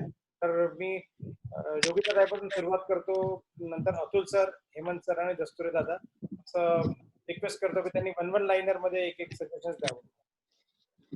पंकज, हा अतिशय छान उपक्रम सुरू झालेला आहे. माझं एवढंच म्हणणं आहे की हे सुरू राहावं. वेगवेगळ्या सब्जेक्ट टॉपिक्सवर आम्हाला असंच इंटरॅक्शन आणि नवीन नवीन गोष्टी कळाव्यात. मला असं वाटतं की हे सुरू राहावं, माझ्याकडनं फीडबॅक आहे. आणि जर खरंच इंटरेस्टेड जर असतील आणि खरंच त्यांना जर काही असे इश्यूज येत असतील तर we are open as mentors, coach, आणि वी आर ओपन. आपण आपल्या या प्लॅटफॉर्मच्या थ्रू सर्व्हिसेस घेऊ शकतो. अतुल सर. एक्झॅक्टली जसं योगिता मॅडम म्हणाल्या की हा प्लॅटफॉर्मचा आपण नक्कीच उपयोग करून घेऊ शकतो. लोकांच्या ज्या काही शंका आहेत, आपण याला फॉर्मल काही जर रूप पण दिलं, लोकांनी आपापल्या शंका एका याच्यावर जोडाव्यात आणि त्या विषयातले जे एक्सपर्ट असतील व्हॉलंटरी त्यांनी सल्ला द्यावा आणि त्याच्यामुळे आपल्या सगळ्या समाज बांधवांची मदत होऊ शकेल. एकच मला सुचवावंसं वाटतं, कम्प्लीट करू. म्हणजे आपल्या लोकांनी, मराठी माणसांनी उद्योजक ही काळाची गरज पण आहे आणि त्याच्यासाठी जी काही सहाय्यता असेल ते सगळेच करतील. म्हणजे मी स्वतः माझ्याबद्दल तुम्हाला सांगतो की मी 15 वर्ष नोकरी केली कॉर्पोरेट्समध्ये आणि कधीतरी असं मला वाटलं की माझं काम करावं आणि वयाच्या 38व्या वर्षी मी नोकरी सोडून काही बॅकग्राऊंड नसताना आणि पाठबळ नसताना ते काम सुरू केलं. आता ऍडवायझरी हा ऑफकोर्स म्हणजे व्यवसाय म्हणजे सर्व्हिस शेवटी झालीच आणि त्याच्यात माझ्या मते हळूहळू सगळ्यांना आपल्याला यश येऊ शकतं. आपल्यात जर कॅपेबिलिटीज असल्या तर आपल्याला यश त्याच्यात नक्कीच येऊ शकतं आणि समाजात लोक मदत करतात आपल्याला. मला पण मिळाली, आपण पण, म्हणजे सगळेच जण करतो. 100% मान्य आहे. मला एकच सुचवावंसं वाटतं, आता या कोविडमुळे बऱ्याचशा उद्योगांवर लिमिटेशन आलेले आहेत. तर अशा वेळेला जे डिजिटल याचा जो प्लॅटफॉर्मचा जो एक ऑपॉर्च्युनिटी आहे लोकांकडे, आपला पण असाच एखादा ऍप किंवा असं डिजिटली आपला प्लॅटफॉर्म जर झाला हा या आपल्या सगळ्यांचा मिळून, तर त्याच्यावरनं ह्या अशा सगळ्या गोष्टी आणि अशा ऍक्टिव्हिटीज आपण सुरू ठेवू शकतो आणि प्रॉपर गायडन्स आणि मेंटरिंगच्या सुद्धा असे सेशन्स करू शकतो असं मला वाटतं. आपण याच्यावर ऑलरेडी एक मागच्या वर्षभरापासून विचार करत होतो. आपण एक 7 ते 8 एजन्सी सोबत प्रयत्न पण केले, पण इश्यू असा येतोय की आपली being a community based organisation आणि at the same time payment gateway business करता त्याला कशी मान्यता द्यायची, या 4-5 गोष्टी होत्या. मी हेमंत दादा दस्तुरे, मंगेश जोशी आणि तिघांनी काही वर्कआउट केलं होतं. आता कोविडमुळे परत त्याला चालना मिळाली. माझ्या मते इथेच one of the participant is there, he is working on it. पण यावेळेस फॉर शुअर बाय जून किंवा जुलै एंड पर्यंत आपलं रफ तयार झालं असेल, इन्क्लुडिंग ऑल द थिंग. आणि बजेट विल बी व्हेरी लेस, कारण आम्हाला जे आले होते बजेट ते थोडे जास्त होते. तर आणि ऍज युज्युअल गोळकर साहेबांनी खूप पुश केला यावेळेस, त्याच्यामुळे त्याला यावेळेस कसे करून यावेळेसच्या वर्षामध्ये कसे करून we will nail it out. आणि ऑफकोर्स त्याच्यामध्ये आम्हाला थोडा सपोर्ट लागेल आहे, लाईक यू. म्हणजे नॉर्मली आम्ही जे पाहिलं की लोक एफएक्यूज जे असतात ते एफएक्यूज लोक नॉर्मली वाचत नाही किंवा कंटाळा करतात. तर अशा वेळेस मी त्या लोकांना तिथे काही ऑडिओ किंवा व्हिडिओ क्लिप्स टाकायचा विचार करतोय. आणि ऑफकोर्स त्याच्याकरता क्लाउड स्पेस आणि फंडिंगची गरज पडेल. That is a secondary matter. तर राईट फ्रॉम अतुल सर आहेत, हेमंत दोघेही आहेत, तू आहेत, अशा लोकांकडनं जर का आम्हाला काही असे ऑडिओ क्लिप्स मिळाले where people will able to handle or give us the guidance on a normal FAQ, then it will be great. आपण आपला एक YouTube चॅनल बनवू शकतो का सर? हो, बनणार आहे सर आपलं. आपण ऍप पण बनवतो, युट्यूब चॅनल पण आपण काहीतरी बनवतो. अभिषेक आहे का इथे ऑनलाईन वर? अभिषेक, तू सांगू शकतो का थोडं याच्याबद्दल?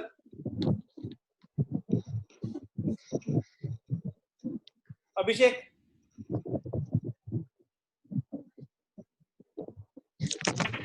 बहुतेक कनेक्टेड आहे.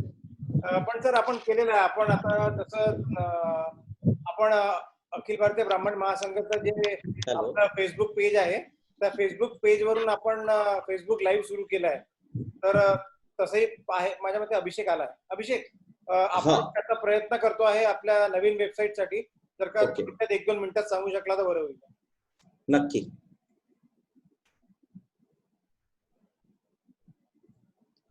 आवाज येतो माझा? हो अभिषेक, बोल. ओके. आपण एक डिटेल प्लॅन बनवायला हरकत नाही की ज्याच्यामध्ये आपण बाकीच्या सर्व गोष्टी इन्क्लूड करूया. त्याच्यामध्ये सोशल मीडिया, आपल्या पेजला पण प्रमोट करायचं कसं, आणि वेबसाईट डिझाईन करायची. वेबसाईट मध्ये आपल्या मेंबर्स साठी जे आपण फॅसिलिटीज देणार आहोत, या सर्व गोष्टी आपण त्याच्यामध्ये इन्क्लूड करूया. त्याचा एक डिटेल प्लॅन मी ऑलरेडी बनवतोय. माझं उद्यापर्यंत वगैरे कम्प्लीट होऊन जाईल की आपल्याला आपलं सोशल मीडिया प्रेझेन्स जे आहे ते कसं करायला पाहिजे त्याच्या संदर्भात. आपण जे आता 2 महिन्यात 60 दिवसात ज्या ऍक्टिव्हिटीज केल्या, ज्याच्यामध्ये आपण लोकांना 15 दिवसाचं जे म्हणजे साहित्य दिलं, राशन दिलं, त्याच्यानंतर आपली डॉक्टर आघाडी, या संदर्भातले पूर्ण अनुभव जे आहे ते अनुभव राईट डाऊन करून ते पण पोस्ट करायचे आहेत. तर एक कम्प्लीट सोशल मीडियाचं आपण प्रेझेंटेशन वगैरे रेग्युलरली करू, आणि पेजला आता प्रमोट जास्ती करू, कारण ह्या ज्या ऍक्टिव्हिटीज आहेत स्पेशली या आपण पेजवर सुद्धा टाकू शकतो, जेणेकरून लोक आपल्यासोबत कनेक्ट होतील. लोकांना दिसेल की अखिल भारतीय ब्राह्मण महासंघ नागपूर कशा टाईपच्या ऍक्टिव्हिटीज करतात. आता याच्यामध्ये जे अतुल राजबडकर सरांचं म्हणणं होतं की आपण त्याला युट्यूबला पण कनेक्ट करू शकतो का? कारण जर का आपण बाईट्स घेतले FAQचे किंवा काही सेशन्स असले तर individually that can be loaded, like day before आपण जे बालगोपालमच्या लॉन्चच्या वेळेस विष्णू मनोहरांचं सेशन घेतलं, इट वॉज व्हेरी इंटरेस्टिंग. तर असे आपण जर का बाईट्स घेऊन केलं तर सुद्धा होऊ शकेल का, आणि आपण ते युट्यूब चॅनलला कनेक्ट करू शकतो का? बिलकुल. आपण काय करू शकतो की सर्वांचे मोबाईल आहेत आणि सर्वांना एक पॅटर्न आपण छोटासा एक व्हिडिओ बनवून पाठवू शकतो की अशा पद्धतीने तुम्ही व्हिडिओज बनवा, ते व्हिडिओज आमच्याकडे पाठवा. अखिल भारतीय ब्राह्मण महासंघाचा आपण पहिले एक लोगो अॅनिमेशन केला होता. तर साधारणतः प्रत्येक व्हिडिओच्या आधी आपलं एक छोटंसं लोगो अॅनिमेशन असायला पाहिजे, जेणेकरून लोकांना इंट्रोडक्शन मध्ये दिसेल. खाली आपण सबस्क्राईब दिस चॅनल, आपण ते चॅनल जे बनवतो त्याच्यामध्ये सबस्क्राईब दिस चॅनल, जेवढे आपले जुने नवीन जे व्हिडिओज असतील किंवा फोटोग्राफ्स असतील तर स्लाइड शो बनवू, बॅकग्राऊंड म्युझिक वगैरे टाकू आणि त्याला प्रमोट करू. आणि हे जे प्रतिक्रिया येतील याची एक वेगळी प्लेलिस्ट बनवू की साधारणतः हे जे आपले लोकांचे आहेत या मेंबर्सचे आणि कमिटी मेंबर्सचे असे फीडबॅक्स आले, आणि ते फीडबॅक साठी आपण स्पेशली एक वेगळी प्लेलिस्ट बनवायची, म्हणजे लोक जे युट्यूब चॅनलला व्हिजिट करतील त्यांना त्या प्लेलिस्टच्या माध्यमातून दिसेल की अच्छा हे अशा पद्धतीचं काम आहे, सोशल मीडिया बालगोपालम अशा पद्धतीचं काम आहे, CA आघाडी अशा पद्धतीचं काम करते, आणि जनरल मेंबर अशा या प्रतिक्रिया जनरल मेंबर्सच्या, असं आपण ते पूर्ण डिटेलमध्ये प्लॅन अप करू शकतो. Okay, thanks. हेमंत दादा, तुमचं काही म्हणणं? दोन्ही बोथ हेमंत. हे छान, हे जे आपलं जे इंटरॅक्शन आणि सेमिनार झालं हे फार छान झालं, आणि योगिता ताईकडनं आणि अतुल सरांकडनं खूप महत्वपूर्ण माहिती फायनान्सिंग बद्दल मिळाली, आणि आता सध्याच्या घटकेला ते एक खरंच खूप इम्पॉर्टंट आहे. GST बद्दल सांगायचं झालं तर मोहोळकर सर म्हणतात ती एक गोष्ट अत्यंत बरोबर आहे. आणि पूर्वी 2011च्या पूर्वी सर्व्हिस टॅक्स जेव्हा होता, हा सर्व्हिस टॅक्स 2011च्या पूर्वी रिसीट बेसिसवरच भरावा लागायचा, म्हणजे समोरच्याकडनं मला पैसे आले तरच मला भरावा लागायचा. तर आता आपत्काळ आहे तर सरकारने असा काही विचार करायला खरंच हरकत नाही, आणि असे सजेशन सरकारकडे गेलेही आहेत.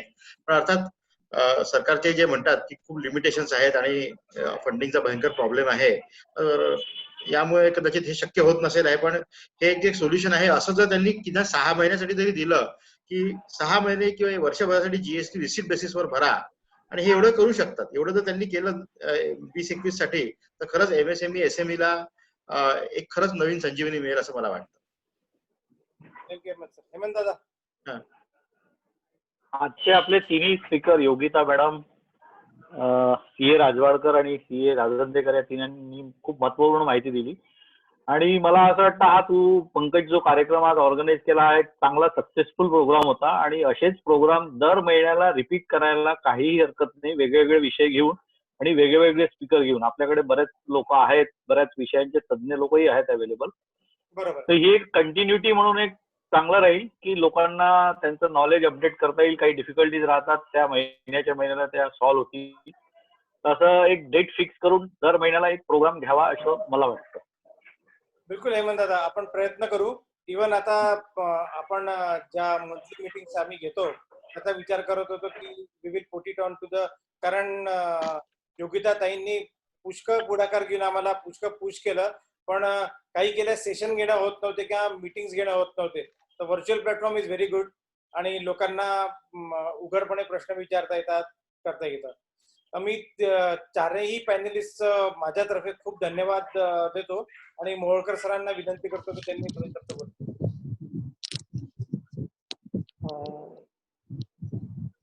नमस्कार. Hello hello. हा बोला सर, ऐकू येतं. हा, आज तर खरं तर पंकज किरवडकरचं तर अभिनंदनच करायला लागेल, कारण की इतकं सुंदर प्रोग्राम त्यांनी अरेंज केला, आणि स्पीकर्स पण इतके सुंदर मस्त बोलवले त्यांनी की अतिशय चांगलं नॉलेज दिलं. त्यातल्या तर कस्तुरी मॅडमनी जे सांगितलं की बा एमएसएमईचं रजिस्ट्रेशन प्रत्येकाला उद्योग आधारचं अतिशय जरुरी आहे, ते करणं खरंच जरुरी आहे. की आपले छोटे छोटे जे व्यवसाय आहेत, आपल्याकडे पुष्कळ लोक आहेत, तर त्याचा किती उपयोग होतो तर ते उद्योग आधारचं रजिस्ट्रेशन केल्यानंतर नक्कीच समजेल. आणि मॅडम जे बुकलेट स्कीमच्या ते तयार करतायत, तर ते मॅडमला मला अतिशय सांगायचं की मॅडम लवकरात लवकर तुम्ही ते बुकलेट तयार करा. की ते बुकलेट, आणि इतके आपण प्रत्येक जे आपले जवळजवळ आज नाही म्हटलं तरी जवळजवळ 1200 मेंबर्स आहेत, त्याच्यातले जवळ 60% आपले बिझनेसेस वालेच आहेत.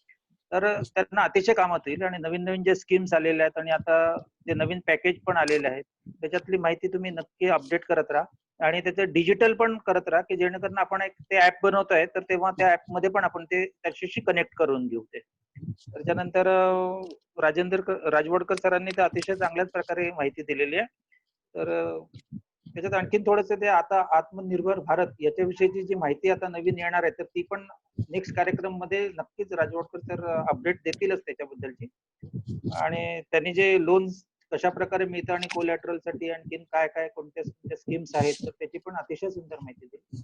त्यानंतर यांनी जे जीएसटीची जी माहिती दिलेली आहे राजेंद्र सरांनी, ती अतिशय महत्वपूर्ण आहे. आणि यांनी जे म्हटलेलं आहे की जे सर्व्हिस टॅक्स साठी जे आता जे पॉईंट काढला की जे 2011 मध्ये ज्या प्रकारे सर्व्हिस टॅक्स आपण भरत होतो, आणि त्याच प्रकारे आता जीएसटी पण पाहिजे. आणि ही संजीवनीसाठी अतिशय जरुरी आहे, कारण की पुष्कळचे बिल मार्च महिन्यात फाटलेले आहेत, कारण की मार्च एंडिंग करायचं होतं. आता त्याचं जे जीएसटी भरत आहे, तर त्याच्यामुळे पुष्कळ लायबिलिटीज त्याच्यावरती आता येणार आहे. म्हणजे त्याचे पेमेंट पण आलेले नाही आहेत कंपन्यांकडनं, पण पुष्कळचे आपल्याला देणं लागतील आता 20 जून पर्यंत भरायचे.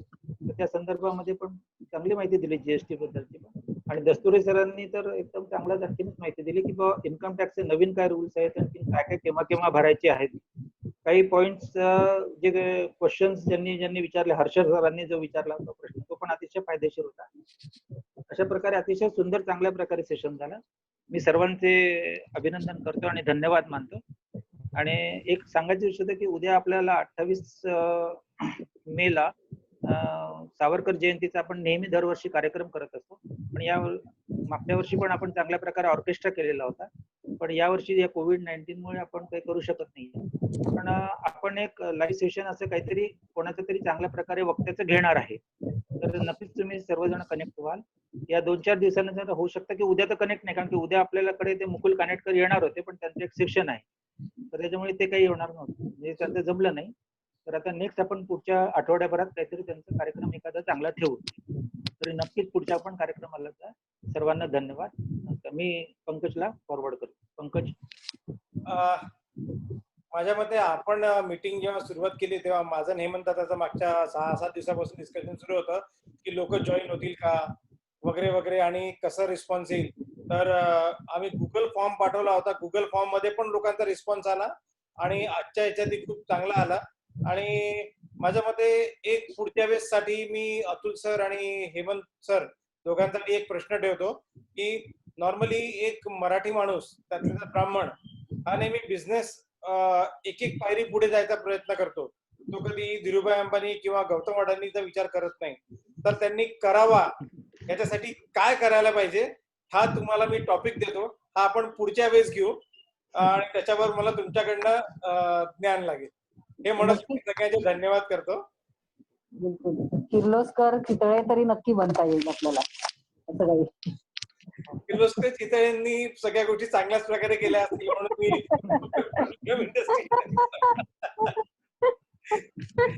Thank you very much. Okay, thank you.